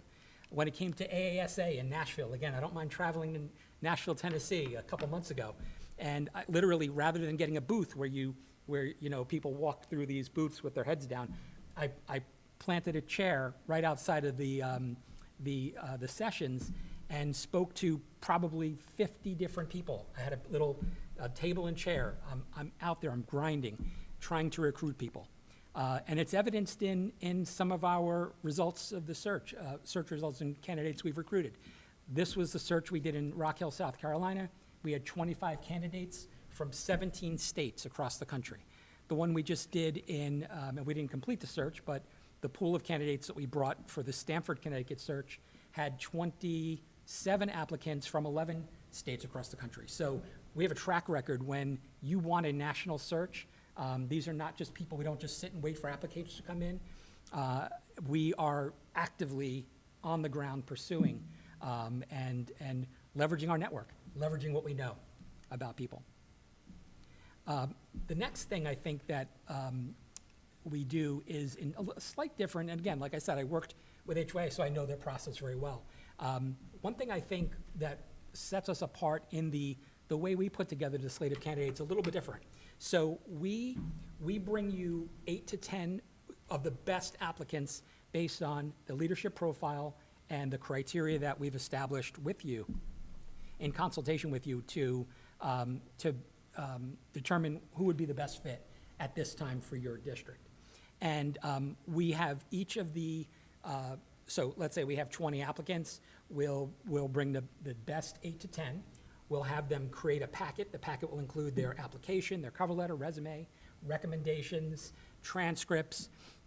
It'll come with an executive summary from our team that will personally write and explain why we're presenting this candidate to you, how their persona, which we'll get into in a little bit, because on the application they're asked which of the 6 personas they believe most represents their leadership style. And then we ask them to record a 90-second video just answering the question, why Methuen? And we put that along with, when we present all 8 to 10 of these candidates, we do an oral presentation. They're not in the room, by the way. You just have their packets. And we show you this 90-second video. And then we do all 10 of those, and then we have a deliberation. I found that small little detail of letting you see the candidates and hear their voice and understand what they're passionate about, why they want to work here, makes a big difference. And I've seen, my team and I, candidates that we didn't think were going to be preferred by the board and school committee. They came across in a way that they felt would resonate best with their community and did very well. We then do a very comprehensive board prep. You will, if you choose to work with us, your time will be really focused, and I'll get into this towards the end of the last slide, but I want you as a school committee to focus on the candidates. We handle all of the logistics, but we want to make sure that when you do get to the point where you're interviewing, that you are representing yourself and your community well. So we give you training on bias, we give you some ethical background on practices. Many of you may not interview. You only hire one employee, so you're probably not used to that. So we go through that. We have you narrow down the slate from 8 to 10 to 5 to 7 semifinalists. We bring those people in for in-person interviews. We help you develop the questions, and then from there you narrow it down to 2 or 3 final candidates. And then through, and very, very similar, consensus-driven. It really, and this is something that we're adamant about, is that the school committee needs to be unanimous, has to reach consensus on the candidate. Consensus being defined as all the voices have been heard, but the will of the group is evident, even to those who oppose it most. A superintendent cannot be successful if he or she is selected and it's a split vote. And so I know that might be controversial, and it's not suggesting that you compromise your beliefs or you give anything up. It's good to have debate. It's good to have discussion, but it's essential that on this decision, who you're selecting, that you be unanimous. So that's about the candidate assessment. The next slide is about our leadership profile. Again, you can see samples of that. And then the personas. Let me just explain what the personas are. So you can go to the next one because it's a little easier to see. So we came up with 6 personas, which we believe reflect the archetypes of a superintendent and what they tend to be better at than other things. In the presentation and in my submission, it gives you a lot more detail about each of the different personas and how, if you're an instructional leader, this is a good example. If you identify as an instructional leader, that means you're the type of superintendent that might have been a CAO or a curriculum assistant superintendent. You probably love instruction. You probably love being in the classrooms. If you're doing those things and that's how you're spending your time and that's your passion, you're probably going to neglect some other important attributes. If you can't be in a classroom and be out in the community at the same time, you can't be in a classroom and be in your office dealing with budget at the same time. So it's about trade-offs and understanding how there are offsets. One of the most intriguing comments I had was with a high schooler from the Stanford search, and when we asked them about these personas, a high school student correctly identified that what they need in a superintendent is one that understands what they can bring to the job, but also understands their weaknesses and how to surround themselves with their people on their team to augment and to offset their areas of weakness. So it isn't that this is the only decision-making point, but it's a lens through which I urge the school committee to think about what you need right now at this time. What you need today may be different 5 years, may have been different 5 years ago, and may be different 5 years from now. The fourth thing is post-hire support. We included in our proposal a month of executive coaching. What we do with that month of executive coaching is we unpack the loads and loads and loads of data that we got from the thought exchange, the leadership profile, and the thought exchange data, and the community focus groups and interviews with each one of you. We use this to help the new superintendent develop an entry plan. We help with transition support. We are mentors, we are guides, we are friends of both the committee and the superintendent, working to try to get you to be a high-functioning governance team. That is what keeps superintendents in place, is when they function as a team. And so we are committed to that. We also do school committee retreats. That is something that would be optional if you would like to have us facilitate that. We can do that also with a board member and a school committee member from our team that has experience kind of with both sides of the equation, being on the governance side and being on the administration side. That can often help ease some of the tension that might exist between a school board or school committee and their leader. And so we love doing that. And then the final slide, and I'm going quick because I'm trying to make sure we have time for questions, is that, like I said earlier, concierge level service. Our goal is to make this process so that you feel like you know exactly what is happening. We provide you weekly updates via email. We use a program called Asana, which is a project management software. You can see, I know you can't see it here, but there's over 60 action points that need to be taken, that need to happen. We have a little data dashboard that shows the progress. We fully transparent with the school committee, and answer questions hopefully before you ask them. We anticipate your questions and your concerns, and we want to make sure that you look good in this process and that a superintendent who's interviewing you sees you as the type of governing body that they want to be a part of. Last slide just has, and no way you could see that, but just some of the reflections from our former clients and current clients. So I'll stop there and would love to answer any questions you might have. Questions? Member Royce? The slide that you showed, there were 17 applicants from all over the country. What do you see a lot of the reasoning for them to go from one side of the country to the other? I know lots of times it's family, but what are they looking for that would drive them to go completely across country for a position? Yeah, that's an excellent question, and one that we are in the process of sort of getting feedback from.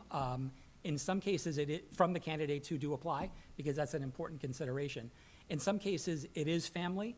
What I think, though, and the clarity with which we described the challenges and the opportunities and the strengths and the weaknesses of the district were appealing to the superintendent candidate, that they were compelled and interested in this. Now, it's going to take a certain type of person at a certain phase of life. If you have kids in the elementary school, you're probably not going to move from California to Boston.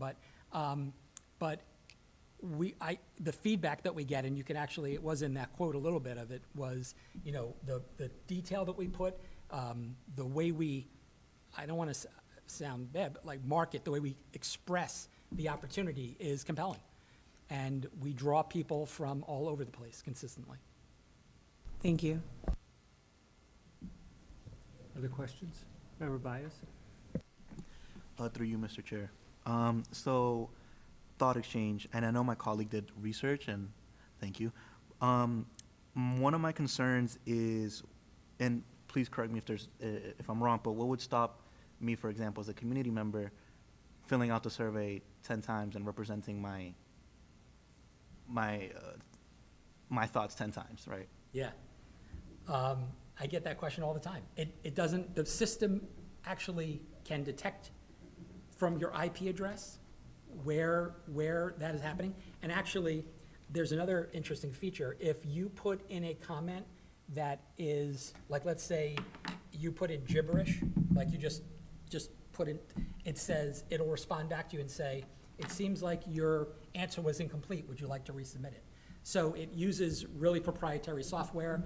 It makes sure that, the person completes their answer, and you can only submit an answer one time with your phone or your computer. And yeah, good question. Thank you. Yeah. Vice Chair? So I'm going to ask the same exact questions as I did to the last group that came up, Yep. HYA. Do you feel that the time of year and the impact that brings to us right now, I mean, it's a crunch if we started this process right now.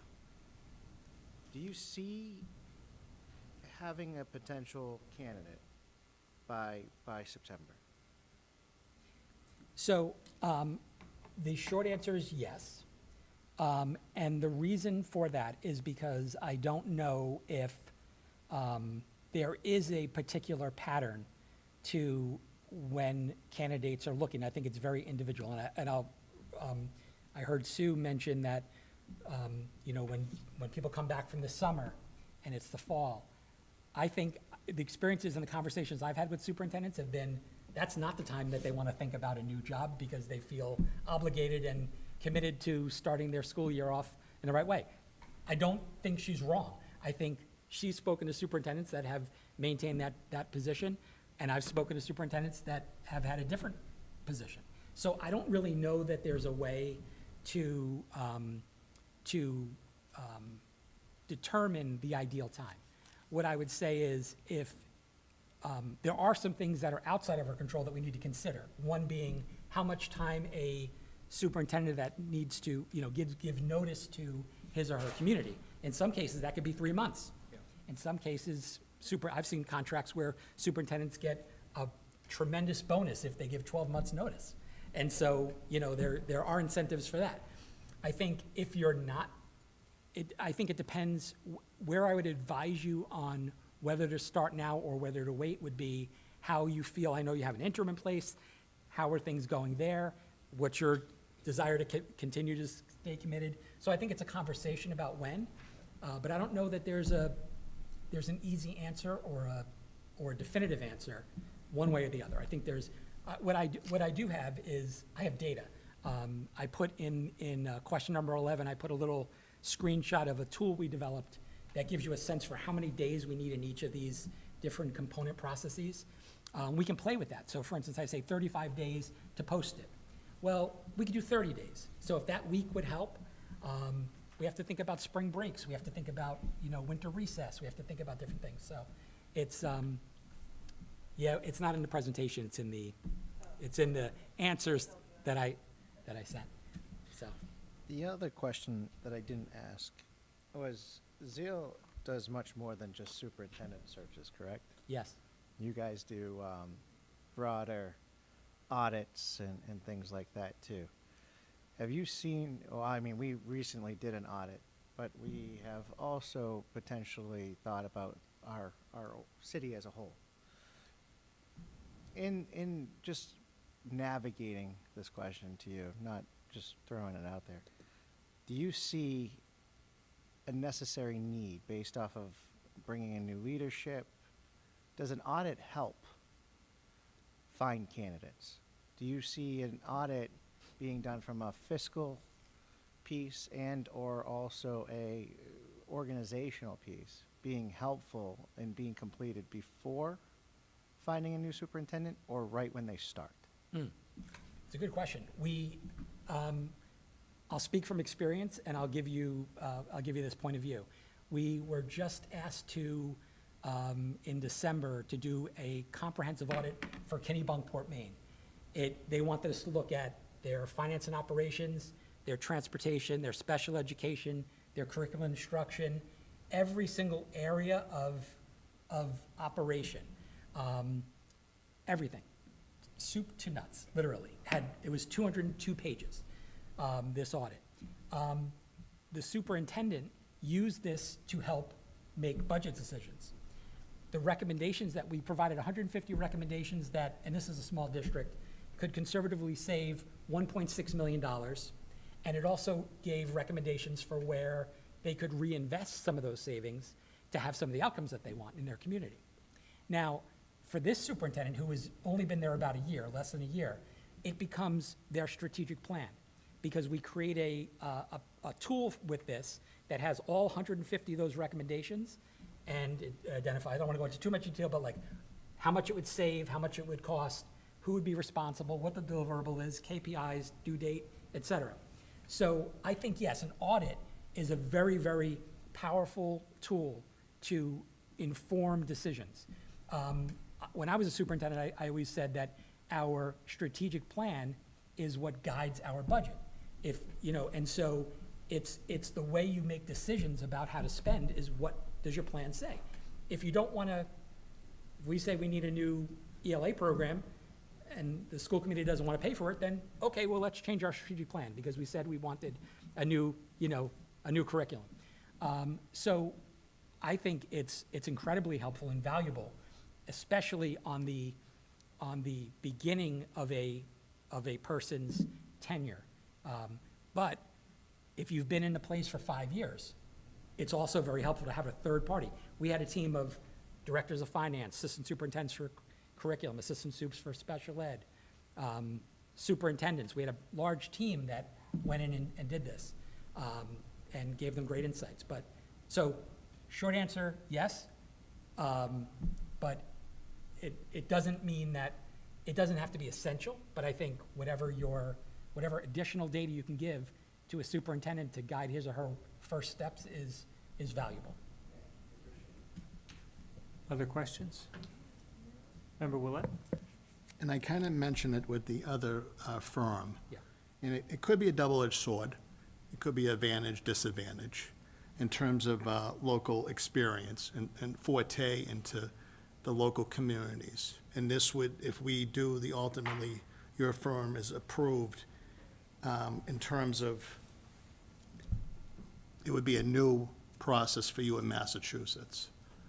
And you are a national firm, and then you would be going into Massachusetts. Differentiate with the other firms that had experience in Massachusetts, and what would be your advantage as a firm, and be the first going into the new market of Massachusetts. And I know you mentioned New Hampshire, Maine, and Connecticut as neighboring states. Yeah. So it's not exactly entirely new, but please, go into that. Experience was a factor. I think Yeah. how we did our initial criteria. Sure. No, So how would that, as advantages and disadvantages to each? I honestly don't think, I think where where it's important to understand the local context is around rules and regulations, statutes that affect the process. And I'll give you an example. In South Carolina, when we did our search, the 3 final candidates had to be publicly presented. In Texas, where I did a search 5 years ago with HYA, the final candidate had to have their name put in the newspaper. A search that I did, actually, Sue mentioned Newton. I was on the search team for HYA in Newton, Mass. So I co-led that search in Newton. So I'm familiar with Newton. I don't think geography matters. I don't think, but understanding the nuances. And that's why I brought Priya on our team, because Priya is a sitting superintendent in Brockton, an hour away. She understands the local context. She also has a lot of relationships. She's a lifelong educator, Boston Public Schools. So that's what I do. Like I said earlier, I build teams. I pull together the teams that I think are going to bring the best value and reach and insight to the search. Yep. Any other questions? Member Donovan? In your answers that you provided today, number 10, you were asked if there's a bilingual person. Now, would your and you say you have several leaders on our team that is that a guarantee that you would bring someone who could? Yes. Okay, Yeah, as I spoke to opposed somebody to today. us saying, Yes. oh, we need to find, okay. Yep. Currently, how many searches would you be conducting in addition to Methuen's? Concurrently? Like, yeah, yeah. Well, we have a couple of proposals out. But right now, we don't have any, we have ones that are ending. We don't have anything else that is beginning. Okay. But I want to, and I was actually asked this question, it was interesting. I was asked this question when we were being interviewed by Yarmouth, Maine, and we were then at the same time doing the search in South Portland, Maine, which is a very similar or adjacent community, very different community. And she asked if we were doing any other searches in the area, and I said no at the time. And then we were granted, I don't think I explained that well, but then we were granted to South Portland. So I called the school committee chair back, and I said, I just want to let you know, we were granted that other main search, and I wanted to be upfront with you and disclose that to you. And she really appreciated my transparency, but that's how I act. So if we were doing another search, number one, it wouldn't impede or challenge my ability to give you the time and attention you need, because I could always bring additional people on. But I can't say that we're not going to pursue other opportunities at the same time that may run concurrent with Methuen. Mm-hmm. And again, can you just remind me how many people, you said you'd bring other people on, okay. Yeah, Okay, I'm good. And I could give, just to give an example, a little detail for Stanford. So we didn't originally realize that Stanford wanted us to go to 23 schools, and that we can only do it on Monday, Tuesday, and Thursday, given some contractual limitations.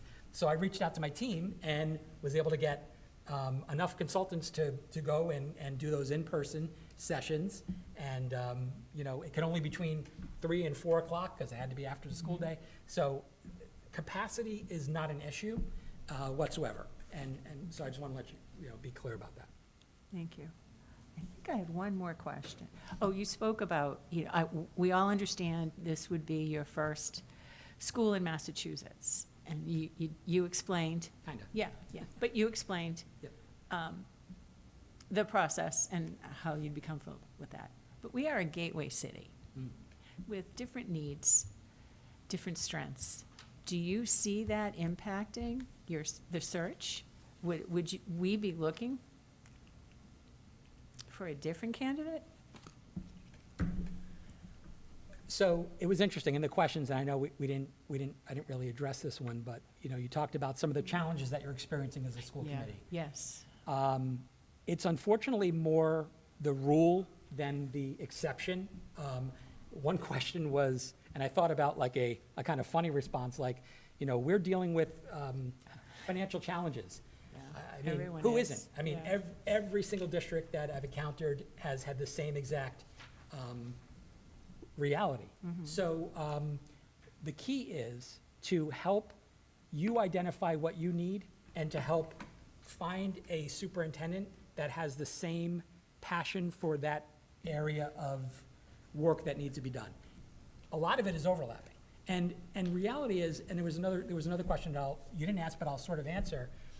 I think superintendents, actually Sue did allude to this, superintendents love a challenge, but they like a challenge where they can clearly identify it and where they can, and I'm adding this part, I think, where they can rely on their team, their school committee, their board, their community, their administration to solve the problems that are put before them. That requires incredible amounts of trust, incredible amounts of social capital. And what we've found we do when we have these engagements with stakeholders is we build that social capital for your community. We give you a report that will detail your community more to such a high degree that there will be no ambiguity about what your most prevalent challenges are. We go deep into that. And because we can hear it from multiple sources across multiple platforms. Thought exchange, completely anonymous, in-person, virtual. So I think that's really what differentiates us is we understand what the community is going through. And it's an accurate reflection. May I ask one more question? So of the candidates that you do bring to school districts, could you say what percentage of the candidates for superintendents are sitting superintendents? Or are you seeing more non-sitting superintendents applying? I would say that it depends on the district. So, for instance, we did a search in Oxford, Connecticut. Most of the candidates, it's about 1,600 students. Most of the candidates were assistant superintendents, some superintendent, like a couple of superintendents, and some principals. However, we did a search for. We're doing the search for Stanford. I mean, and that's a very attractive and desirable position. And we had candidates that are assistant superintendents or chief of schools in districts that have 100,000 kids. So how do you compare the scope and scale of work for a superintendent of a 1,600 student district versus an assistant superintendent of a district with 100,000 students? So I try to urge you to look at the candidate, the skills and dispositions of that candidate, what they've done, rather than their title. The title can be a little bit misleading. I think, you could have a superintendent's been doing it for 25 years, not good. So it doesn't matter. What's the title matter? I think it's about finding the right person, using those personas to understand that person's, preferred, passion, and then providing the right support. Okay, thank you, I appreciate it. Any other questions, Members Royce? You mentioned that it would be a 4-person team for Methuen that you showed us on the screen. Do you sit on every one of your teams or not all of them?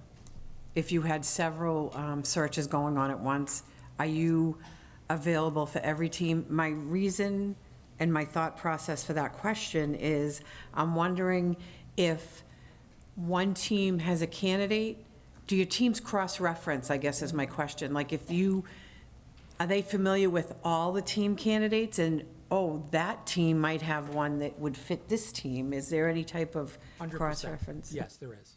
Yeah. And like a perfect example, we are mindful in the way we conduct our timelines. Not that we ask a school committee to compromise its intent, but we're mindful of how we stagger it. Because we may have one superintendent position closing and then another one closing a week later. That gives the opportunity for us to look at candidates. But here's the reality is this would be going back against everything that I believe about recruitment, is if I just said, hey, you didn't get the Yarmouth, which is like a high-performing, upper middle class, wealthy community, and then you didn't get that one, so hey, do you want to apply to South Portland, which is a complete different demographic? So we don't just say, because you didn't get that job, here's another job in the state that's an hour away. We're more diligent about who we're recommending because of the skill set that the candidates bring and whether or not they'd be the right fit. Because my reputation is whether or not I succeed at bringing you a candidate that's successful. So I don't want to just fill a position. I want to fill it. I want to help you find somebody that's the right fit. Any other questions, Member Baez? Just one more question from me, through you, Mr. Chair. So as a previous question that was asked, how you mentioned that you would handle logistics, right? Like that's in your presentation. Does that mean in terms of creating, let's say, a search committee, right? You'd give strong recommendations to the school committee on who should be on them and the targeted members and all that. Like, walk us through that process of a search committee, or is that something that you say we strongly handle those preliminary candidates? How does that work? I don't know if I understand your question. So you're talking about a search committee being independent from the school committee. Is that correct? Well, usually there's be a search committee that would kind of filter through initial candidates, like let's say 25 candidates, for example, and then a search committee would present to the full committee 3 candidates or something like that. Do you work with search committees, or do you handle, let's say, the preliminary candidates, and then you would present to the full committee with 3 candidates or Yeah, something thank like you. that? So whatever committee is appointed by the school committee to make recommendations for candidates, we present to them the entire slate of 8 to 10 candidates. That's where we do the packet with, it's a single packet, and it has the 90-second video, and we present each candidate. It's like a dossier for each candidate, why we're recommending them. Yeah, so the search committee, if that's been identified, will see all 8 to 10 of those candidates. So there's basically 3 meetings. There's the slate presentation, which is usually virtual, because we could do it all online with the videos and the presentations. And then we do the semifinal round, which is in person, and the final round, which is in person. Thank you. Any other questions? All right, that'll do it. Thank you very much. Okay, thank you. All right, next on the agenda, we have policy subcommittee updates. Do you have any updates, Member Baez? Thank you, through you, Mr. Chair. So in our first meeting for the policy subcommittee of 2026, we identified a chair and a secretary. So I was graciously appointed chair and Member Soroy's secretary. We identified really what our duties are, our functions, and our goals. So I'm happy to report that the goals that we identified for the policy subcommittee is to kind of finish our policy review with mask by June in terms of the important instructional sections, sections I and section J, so that we could simultaneously be working on a handbook for the district. We will be meeting weekly, and we've also identified that one of our duties will be to consider policies that have been referred to from the full committee to the subcommittee on an as-need basis. We'll be meeting weekly, and we will likely be reporting to the full committee recommendations on a wellness policy that we need to get passed. So from what you guys could expect from us in the coming meetings is a recommendation for a wellness policy and finishing up sections I and J. Anything else from any other members? May I? And to the members of the committee, and congratulations to our new leaders on that committee. But my question is, when you folks bring a recommendation to us, will it be a true recommendation that the board has agreed on and want us to consider? Because that wasn't necessarily the case in the past, and I think we spent a lot of time talking about things that if we knew it came from the board, I mean from the subcommittee, as something they all agreed upon to a degree, I think we'd move a lot faster and be more efficient. And I don't want to put you on the spot, Member Baez, but I'm wondering what the feel is right now. So something that we talked about in our subcommittees, and you'll see it in the minutes, is procedure, right, on how things are going to get done. And so when we go through our policies, Alicia from MASC will send us her recommendations, her red line, and her analysis of our sections. We have time to look at it. We do the analysis live. Members are willing and able to kind of give their 2 cents, and then sort of what I'm thinking is going to be implemented is generally debate and then try to get consensus on recommendations. So I don't know. I mean, I publicly participated as a constituent before on the policy subcommittee, but I could tell you moving forward as chair, I can commit to trying to reach consensus and true debate for recommendations to the full committee. Thank you. Thank you. I think that would be really productive for us. Thank you.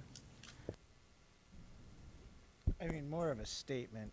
I think anything that comes from any of the boards is a recommendation from that board, even if it's like 2 to 1. I mean, that's a pass. So, and we would want to know that too from the boards to provide that to us.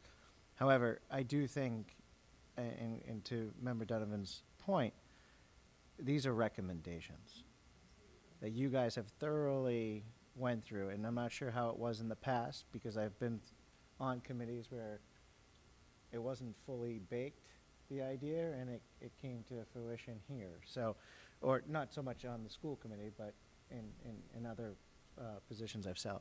So, but on my side, I will be scheduling a meeting for the redistricting group. I know I said that at the last meeting, but I will have it on the calendar before our next business meeting so we can meet before the vacation period. Thank you. So our budget subcommittee met today. We are starting to drill down to some of the numbers, all very preliminary, and waiting for some additional information. We will be meeting in a joint meeting with our colleagues on the school city council, and I understand that date is kind of up in the air right now, but we hope to have that nailed down.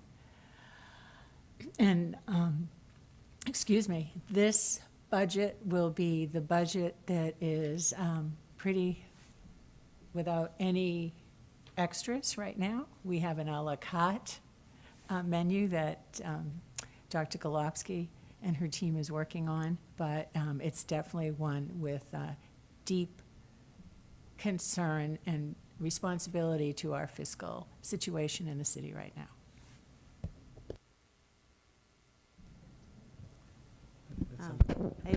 I do want to mention that the Tribune was at our subcommittee meeting today, so I would expect to be reading about it tomorrow, so there are no surprises. So this is to the mayor, really. The joint meeting of the school committee and city council finance subcommittees, I do have it on the calendar for Thursday, 4/9. I'm not sure if that's confirmed. We'll confirm that. But does that count as the school committee and city council meeting twice a year? Does that count towards that quota? I don't think it does, Okay, because I my just wanna make understanding is it would be both full bodies meeting twice a year. I just want to make sure. And do we have anything in the agenda to start planning that second meeting? Because it sounds like you guys are going to be meeting, which is great. That's more than we have ever done before. So I know that both committees will probably be updating their own bodies. At what point do we think it's time for us to go? Before the budget cycle or after we have approved our budget? Just to throw it out there, because I do think time's going to creep up on us pretty quickly. We're going into April. Sure.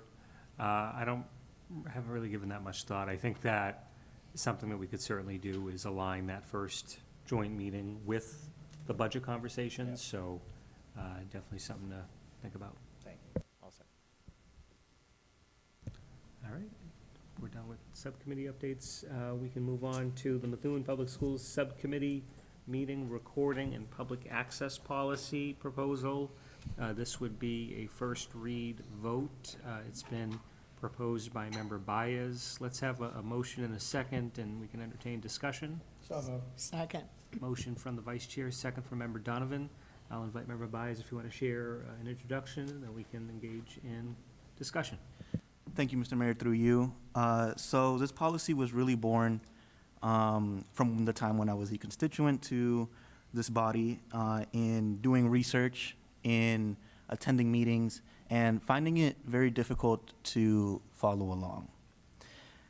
And to that end, I believe that it is important that we supplement public trust with a dedication to transparency and accountability. So just for the general public's knowledge, I'm just going to read out the purpose.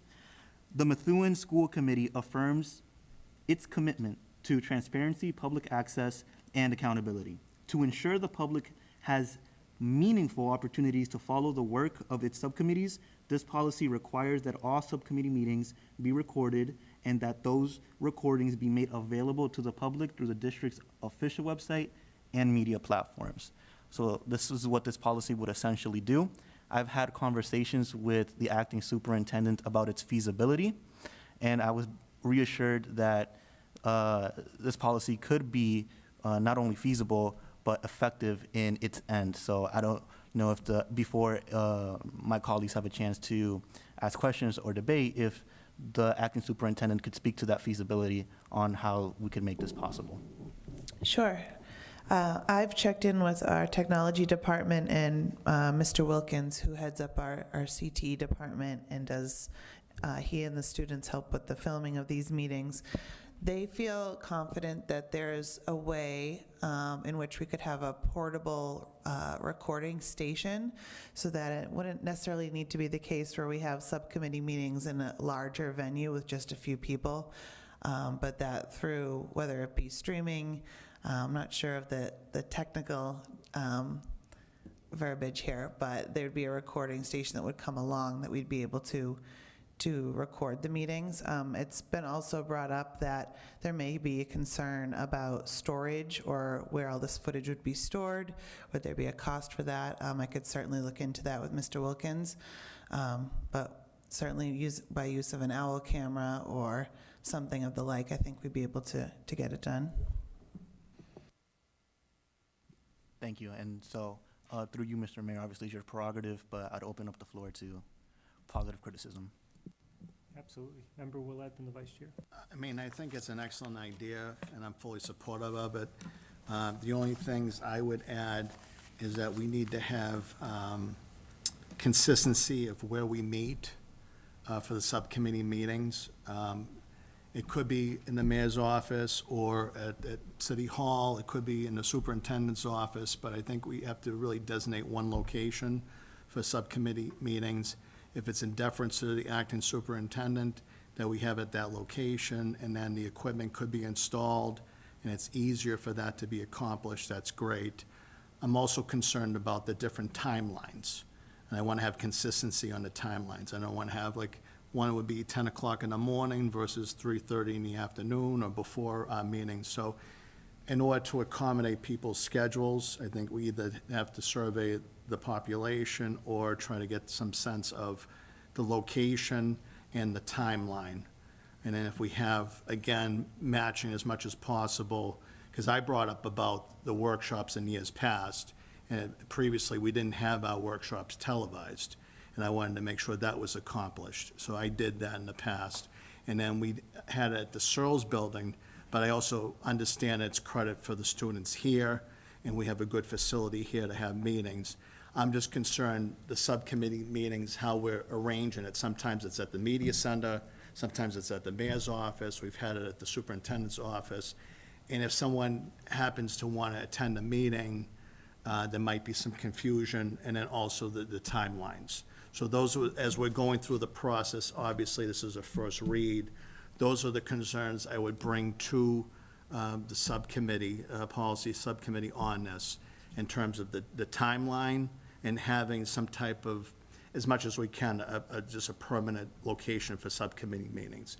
If the superintendent and her intelligence is willing to do that, and then we have a reasonable timeline of, like, anything be like 3 o'clock onward, that would maybe accommodate maybe people's schedules if they take a half day or after kids are dropped off at school. If you have it at 10 o'clock in the morning, maybe people will have to take a day out of work. So I think we want to do is have transparency and consistency and a good location for these meetings. Thank you. Thank you. Vice Chair and then Member Donovan. Thank you.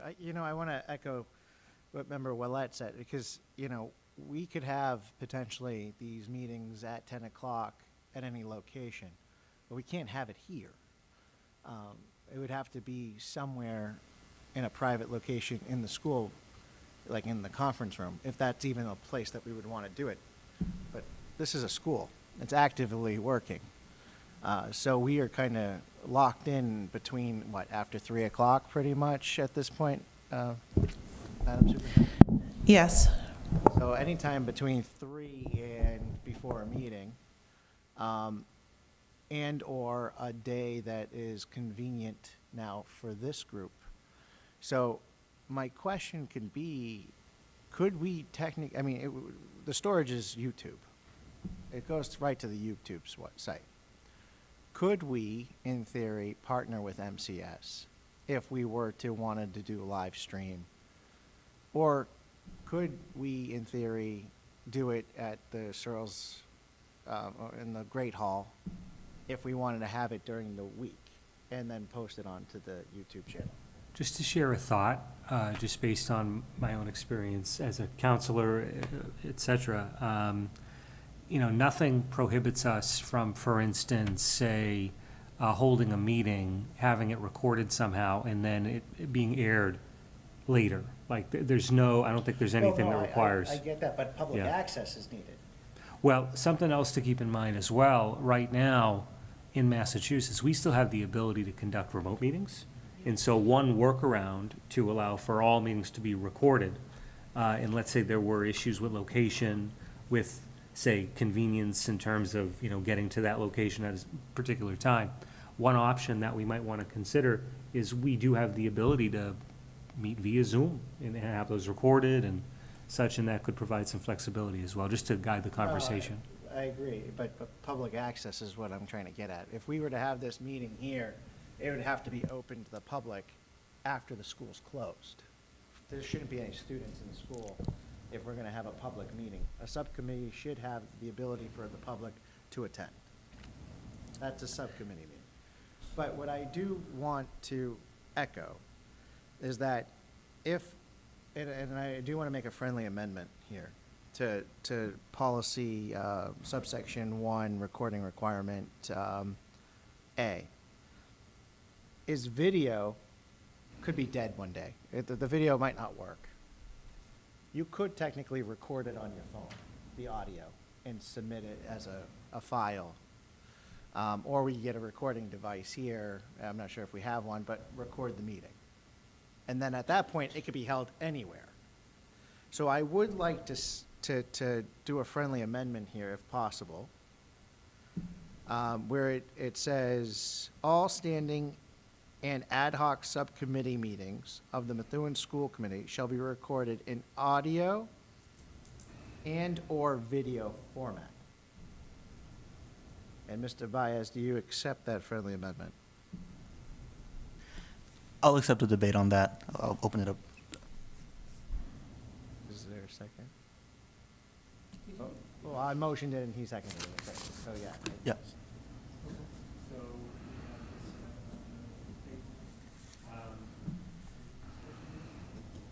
I'm open, I mean, if you're gonna open it up for debate.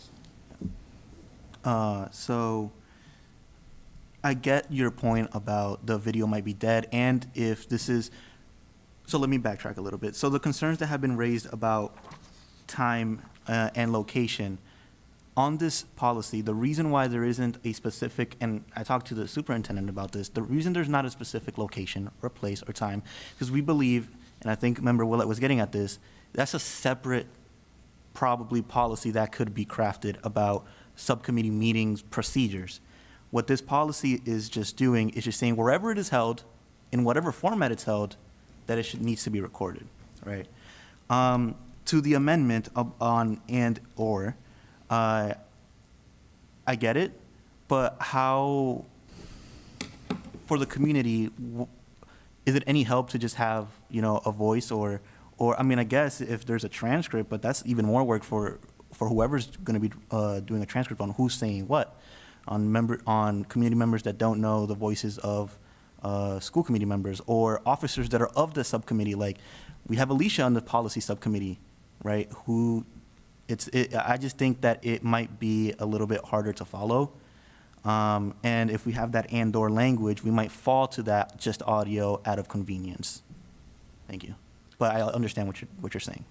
So, two things. If a video is not there, then the subcommittee is canceled. So you lose the opportunity there. The second part is that's a podcast. I mean, podcasts aren't video. It's not all of them are video. Audio allows you the ability to continue to do the business if video is not available.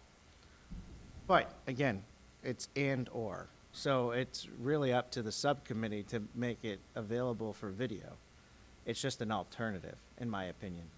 So instead of canceling the meeting. To your point about subcommittees being canceled if we can't do video, that is, well, I would say I would refer to you to Section 3 exceptions, A, where it says, in the event that technical, logistical, or emergency circumstances make recording unfeasible, the chair of the subcommittee shall document the reasons in writing. So it doesn't mean that the subcommittee meeting doesn't happen.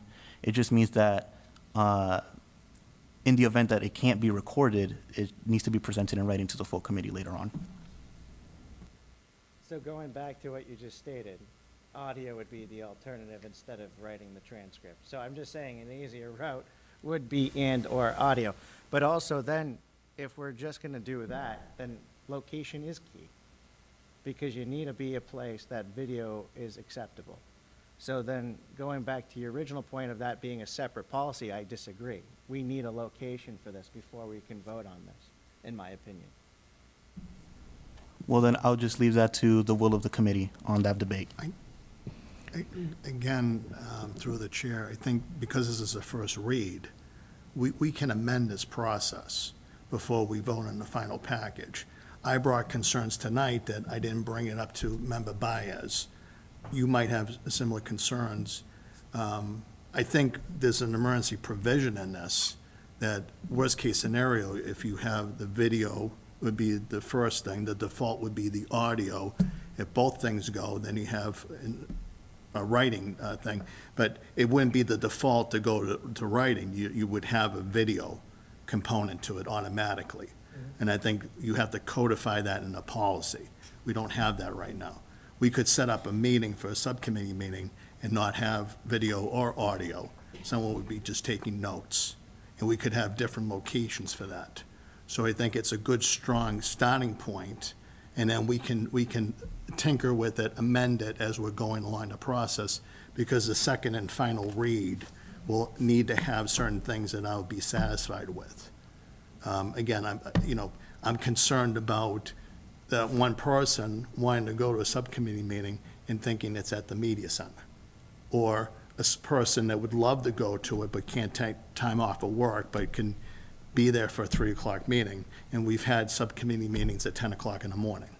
I think in order to have the greatest audience, potentially, for these subcommittee meetings, which, again, we're conducting very important work, I think we need to be as transparent and consistent as possible, and we can explore it before we take a final vote. That's just my opinion on that. So I'm concerned about saying that we have to have it in a certain location or a certain time, et cetera, because, for instance, the policy subcommittee requires Maggie to be there and Ian to be there. So we do it at City Hall during work hours so that Maggie can be there, because that's what's important for that subcommittee. The policy subcommittee requires Dr. Globsky to be there, and possibly other people as we've pulled in. We've had to pull in Colleen before. Again, it has to be during school working hours because that's when those people are available. So to say that we can't have a meeting at 10 o'clock in the morning is not necessarily a good idea, because that might be when those people are actually available, and those are the people we need to get the information we need to make the decisions and bring those forward to the committee. So I'm very, very concerned about limiting our ability to be flexible with the people who work in this city and being at us going to them when they're available. So I would be very, very hesitant to any policy that limits when and where and how we do anything. Additionally, I'm also concerned that it doesn't say how long we need to keep the videos. So for instance, if... Not to interrupt, but we're going off the amendment. I just want to stay in the amendment. What you're saying is Sure. very important stuff. I don't want to interrupt it, but let's close out the amendment and then go on for the rest of the policy. I just don't want you to lose thought on that. Sure. Okay. Can you clarify the amendment, just so we know? The amendment is under policy, section 1, subsection A, all standing in ad hoc subcommittee meetings of the Methuen School Committee shall be recorded in audio and/or video format. And that's the proposed amendment. So let's take we'll vote on it. All those in favor? Aye. Opposed? All right, the ayes have it, so it's been amended. So let's have a motion to approve as amended. So moved. Second. Okay, motions from the vice chair, seconds from member Donovan, so we'll have further discussion. I'll invite member Keegan to finish up. All right. her comment. That's okay, no, I appreciate it. So my other concern is storage and how long we're keeping things. And I know you said, well, it just goes to YouTube. Well, if this policy says that we have to have the video and YouTube goes away, we need a backup here somehow that we own and we're in control of. Because if YouTube were to go away tomorrow because it goes under for whatever reason, and I know we'll think, oh no, it never could happen, but it could happen. So we actually are responsible for storing our own things. And one, we need to know how much that's going to cost. Two, we need to know how long we need to store the videos for. Videos are large files. And so at this point, are we buying something to store these videos on in perpetuity? And I mean, it gets to be a cost issue. And I would not be in favor of anything that's going to add cost to our budget right now at all. That's all. Let's hear from member Donovan, the member Willett. So I just have some questions that maybe will help us move this forward, Member Baez. All good points brought up. I would just want us to focus on this and not locations right now, because that's a whole different ballgame. And I'd also like to point out that many of us have responsibilities during the day and work and have families and all sorts of stuff. So it's really, really hard to schedule. And I'm referring specifically to the people in the school department who have jobs to do, and we kind of try to accommodate the schedule because we so need them to do this important work. So that said, do we have an owl camera? Because I've seen it in action and it's pretty terrific. I have two. I have also, I should say, we're in the process of purchasing owl cameras as part of our early college program, and also looking to install them in some of our central meeting places. Okay, that would be a significant help. The other question. City Hall, too. Oh, you do? Okay. Well, that's all good news. We're in City Hall. IT maintains it. Okay. Actually, we used it for the meeting with Tessie. Oh, okay, you're right. Member Donovan, can you just speak to the effectiveness of owl cameras since you've Well, seen I have sat in on meetings, for instance, at the local library, where we're able to have people joining in remotely and people present. And it seems, I don't know much about it, but it seems to be voice activated, and I found it to be incredibly easy to be part of a meeting where the owl camera was also present and everyone was heard. So that would be terrific if we could somehow get our hands on that. Member Keegan, I think you have a really good point.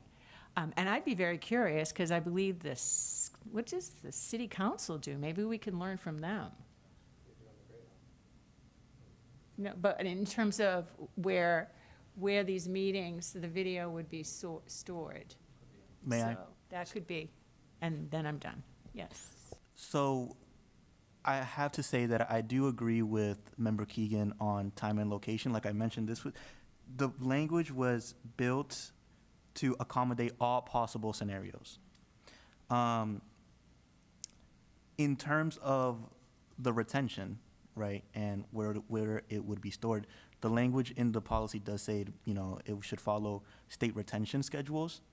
Where it would be stored, I think that's something that we could explore with the website redesign and what that means with the website redesign, and like just mentioned, that brought me back to the city and what the city does, and they have their comprehensive website, which might be a little bit, to my own personal experience, the city website is a little bit difficult to use in that sense, but that's something that I think is good for the website redesign and what that means for it.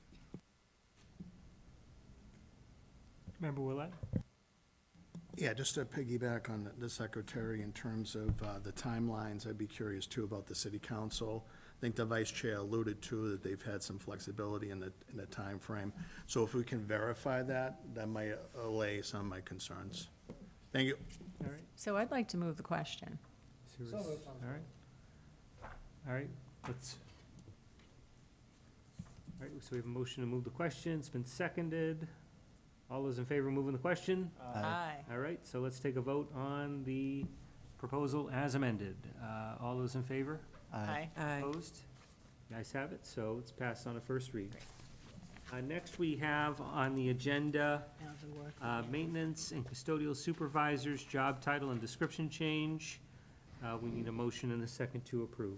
So moved. Second. Motion from Member Soroyce, second from Member Keegan. Discussion. This was the same proposal that was brought forth by Mr. Goslin on March 5th. On the agenda on that date, we didn't have the vote for approval. So although I think the committee was in support of this change, we're just put it back on tonight for formal approval. Any other discussion, questions? If not, we'll vote. All those in favor? Aye. Opposed? The ayes have it. Next on the agenda, we have selection of additional school committee meeting dates for budget workshops. This is something that we can certainly discuss, but also, we could also, just trying to think of scheduling. I mean, we could piggyback it off of regular meetings, if we want to, do them separately. I'll leave it up to the committee, but we can coordinate dates. I don't think we have to set dates tonight. Yeah, quick question. Is this coming from the superintendent's office or from you? Or subcommittee? Sorry, just trying to. We had discussed in our finance subcommittee today a special meeting for the preliminary budget presentation. We just wanted to see if that was a date we could get on everyone's calendars, and then subsequently schedule budget workshops or items to discuss on other workshop dates. So point of inquiry to the chair of the subcommittee. Are you ready to present the budget to us by May 1st? It's usually after. No, to present to the school committee. Yeah. Yes. Well, April I think vacation we is in 3 have- weeks, that's why I asked. I think there are many moving parts, and as we've learned from the past few years, it's never over till it's really over.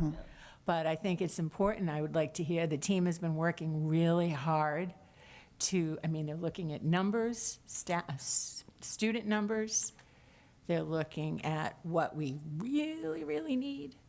But I think Dr. Golubsky would appreciate some feedback from us with some of the information that she is now bringing forward. So we were thinking of, on April 16th, scheduling a special meeting to present our first iteration of preliminary budget for review, with then subsequent workshop dates for us to discuss, maybe go back and alter or revise based on your feedback. So quick question.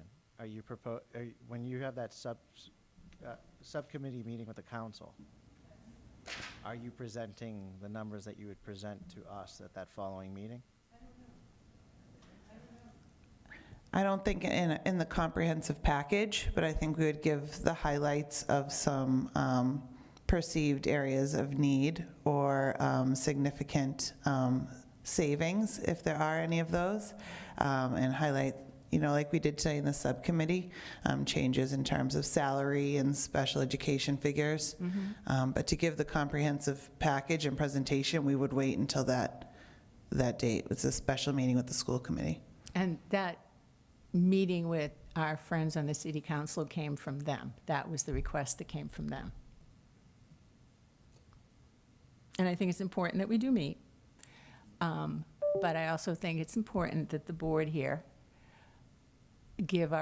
listen to Dr. Golubsky and then give her the feedback that will drive us forward. So April 16th was the preliminary? That was the thought. On the 27th of April, we have a regularly scheduled workshop meeting, which we could add some more, add an item for discussion on the workshop budget issue again. And then we could follow up with other meetings as well. We'd like to get an earlier start than we did last year. So quick question to you, Chair. When's to the April rest of the vacation? committee. Is it possible that we receive it then on the 16th and review it over vacation break and then come back on the 27th with our questions and review? If not, I would personally want it at least a week in advance before the 16th, so I'm prepping. I don't see any issue with that. No, if I may, knowing that there will probably be changes. Nothing is going to be set in stone. This is a living, working document. And I know, I think it sounds like part of the issue is the meeting is during April vacation. Would that be part of the concern? The meeting's not during April vacation. Oh, it's not? When the is following April week. vacation? Thursday before April vacation. Oh, okay, I thought it was This would that just week. be an opportunity to give a presentation and a meeting. We can just focus on that first pass, and then you could digest over vacation. I think that would be fine, and we can coordinate this, with the acting superintendent, the specific date. Remember, Willette? Another thing to keep in mind, too, is that concurrently, we'll be dealing with the budget in the House side. And they'll be filing amendments, and usually during that April school vacation week, they reconcile the language. I think we need to have an initial meeting to warn the population that there's gonna be a differential between our expectations and reality. What we want versus what the final product is gonna be. And there's gonna have to be a lifeline again with the circuit breaker funding and giving us some tools at the local level. Because in terms of, like I mentioned before, with the pod dispensaries, right? It's a Herculean red tape drowning process to even entertain pod dispensaries. And we couldn't even, if we established it, went through a controversial process and had an industrial park, right? The funding has to be allocated for a different purpose than what we could for our schools. The meals tax, which I might want to increase incrementally and dedicate that to our libraries, because we've had people at the podium year after year, advocate for librarians. Now, if we increase the meals tax as a local option and take that vote, right, that might be entertained as part of the budget process. I know circuit breaker funding is a huge thing, and also on the House side and the Senate side, the differential on Chapter 70 to account for inflation in the past, that's been offered as amendments as well. And we're talking anywhere from $200 to $300 million. That would be another lifeline. So I think it's crucial that before the House reconciles its budget amendments and goes through a whole marathon session, we as a body need to present to the community. Because what ends up happening is they'll go to the podium and they'll focus their energy on the school committee and on the city council, and that's not where the focus should be.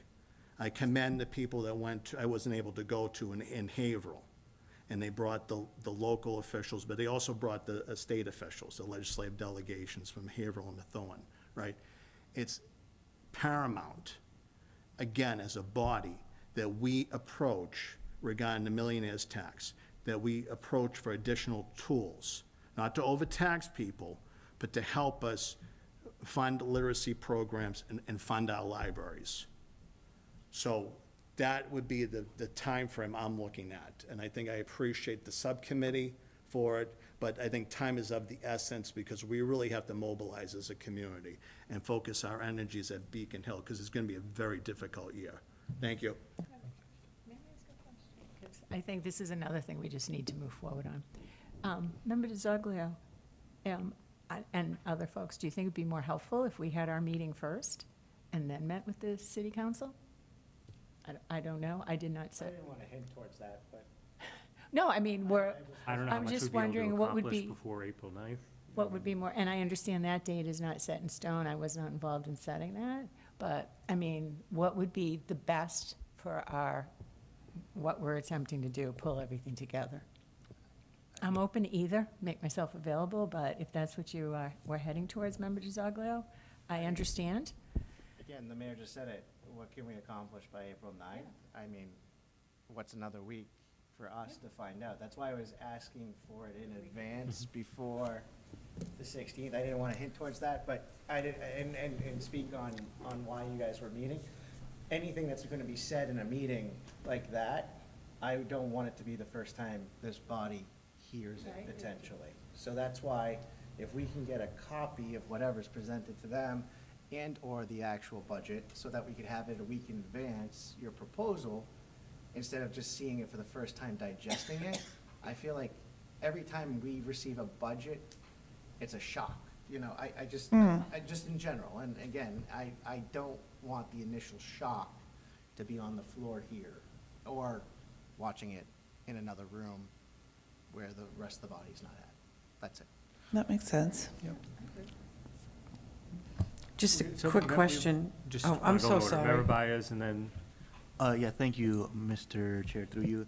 I just wanted to point out that I'm reading this, scheduling a workshop, not to necessarily set super high expectations on where we want to be, but just to present where we are, right? I think there's a difference in perspective on that, and I just think that we should let the subcommittee and the city council subcommittee be able to do their work without, again, yes, it is a timely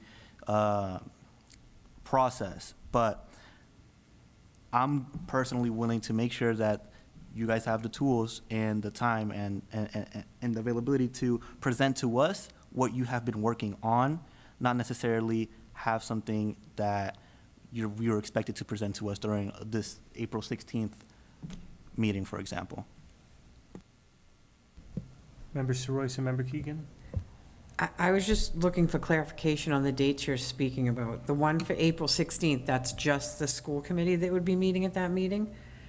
And then you said April 9th. I wasn't sure what that, That's the subcommittee. the subcommittee meeting. Okay. Subcommittee.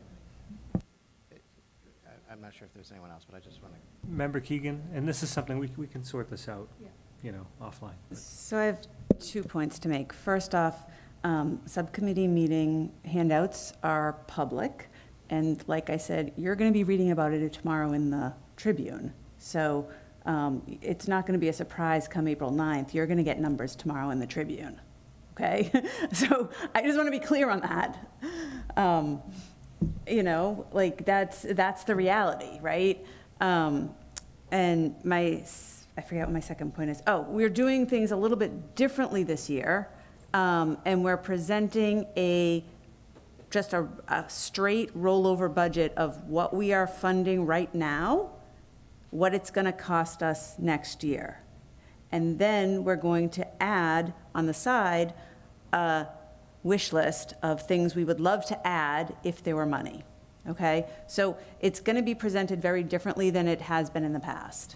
The goal is to have one budget proposal for the committee to consider, so that we don't have the issue that we had last year where there were multiples, and the thought is for us to, enter the process on a more united front. And that's where we're at now. Yes, and we can coordinate this offline. We don't need to have this. It's just like, think of it when you go book a hotel. You book a standard room, and then if you want to go up to the next thing, it's plus a number. If you want to go up another step, it's plus this number. The only reason why I am saying this now is because this room is going to be full at some point with people talking to us about not cutting theater, or not charging for sports, or not taking away bus routes. And I want that narrative out sooner, and us understanding it before the council starts weighing in on their own commentary. Just prepping us all, and Mr. Baez, for you for the first time going through the budget, you're now on the other side of the fence here. So that's why we all know that this room's gonna get wild and crazy by April. So I just want to be open and honest here, us finding out those numbers before everyone else. Thank you. All right, last comment. Member Willett? And we've been here, I've been here this is my third year back on the school committee. We know that the governor's budget is devastating automatically. But 1.5 to 2% increase isn't going to accomplish when you have insurance costs, energy costs, transportation costs, collective bargaining agreements. Okay, so just the normal costs of operation are going to be far exceeded by what the governor had presented in her budget plan. That's been consistent over the last 3 years. And like I said before, I think the millionaires tax is becoming a poor bill of goods, because it's being more diverted towards the T. And I've said that in the record in the past. I think your foundation to your society is your K through 12 public education, going back to Horace Mann in Massachusetts. Okay, it's not community colleges, it's not the T, it's not open borders, it's your K through 12 education. And we're grossly underfunded in Massachusetts, okay? And we have a neighboring community of Haverhill. He has a PhD in economics. He'll tell you in Mass budget, which is left-leaning, will tell you that we're undercut by anywhere from $7 to $8 million. So, that's, all that figures is well known to the populace. What my concern is mobilizing that energy, and it's a good positive energy. I don't mind attending the public hearings, I really don't. Your focus needs to be on Beacon Hill, because if we didn't get, at the last second, the circuit breaker funding, we would have had massive layoffs beyond the layoffs that we incurred, okay? I don't want to go through that experience again. I hear at the podium a lot, too, is people crying to have librarians in our schools, and it's a valid concern. But we're not, as a community, we're not given the tools. Like I said before, the pot dispensaries is a ridiculous red tape, and we can't divert that money to the schools. It has to be for a mitigating thing for the pot dispensary. It's ridiculous. It should be diverted to the schools if we decided to do that. If we wanted an incremental increase to the meals tax, that should be able to go to the schools. What they focus on is doing away with Proposition 2.5, which is ridiculous, or doing an astronomical increase to the auto excise tax, right? Give us the tools and give us some additional funding. 48% of people in Massachusetts voted against the millionaire's tax. I think those 48% of the people are starting to be right in their assessment, because if you're going into the endless pit of the T, right? The original promise was to education, and we're not receiving that. They have the sales tax goes to the T, and now the millionaire's tax goes to the T, and we're paying off the debt of the T. Meanwhile, we're laying off, Boston's gonna be laying off hundreds of people. We've laid off dozens of people over the last 3 years. Okay, what is the purpose of the millionaire's tax? What's the purpose of DraftKings? What's the purpose of casinos? What's the purpose of the meals tax? What's the purpose of pot dispensaries? You don't give the communities the tools, and then you promote open borders, which is draining our accounts locally, right? You put us between a rock and a hard place. But we've had this same conversation year after year. I'll give the same speech again. Thank you. All right. Any other business from the committee? Did we agree on a date? No, I Can I tried. motion? We'll sort that out. Yeah. Okay. Yeah, all right. Did you say business from the committee? Yes. Telethon, Tuesday and Wednesday night. Make sure, it's gonna be great. We raise money for so many of our students, well, our scholarship committee does, and they are the best people. They work so hard. So make sure, some of us will be there manning the phones. I hope everyone calls in and makes a donation. For every $50 donation, you get $80 in like good stuff, like gift certificates. It's great. So, can't wait. Very good. Of course, I always have to mention the backpack program. They're still looking for donations if anybody has anything that they would like to drop off at the Central Building. Thank you. Member Donovan, could you tell us about your literacy night, please? Okay, tomorrow night, 6 to 8 p.m. at the Timony. If you have not signed up, please feel welcome anyway. We'll be breaking into 3 working groups because as a result of the survey that we did, we know there's a need for dealing with the summer slide, reaching out to our youngest readers, early childhood and their families, and then building some sort of community bridge so we can have people in the community actively support our readers. And keep in mind, this was all created because we truly believe it takes a village to raise a reader. It is not the sole responsibility of our schools. So we're hoping for a good turnout the first time, and we're hoping for more to come. So 6 to 8 tomorrow at the Timony.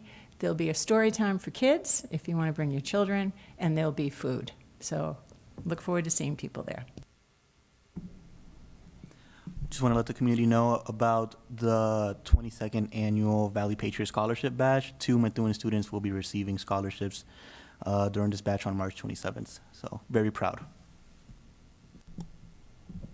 Member Willett? I'll be making my plea once again to have a second round of the survey for the audit. And hopefully that's going to be funded by the city council, or if we need to do it, I think we need to have a second round of the survey go out based on the audit results. Thank you. All right. We have a motion to adjourn? Second. Ooh, I'll make the motion. Oh.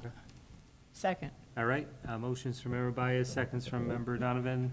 All those in favor? Aye. Opposed? The time is 8:43 and we're adjourned.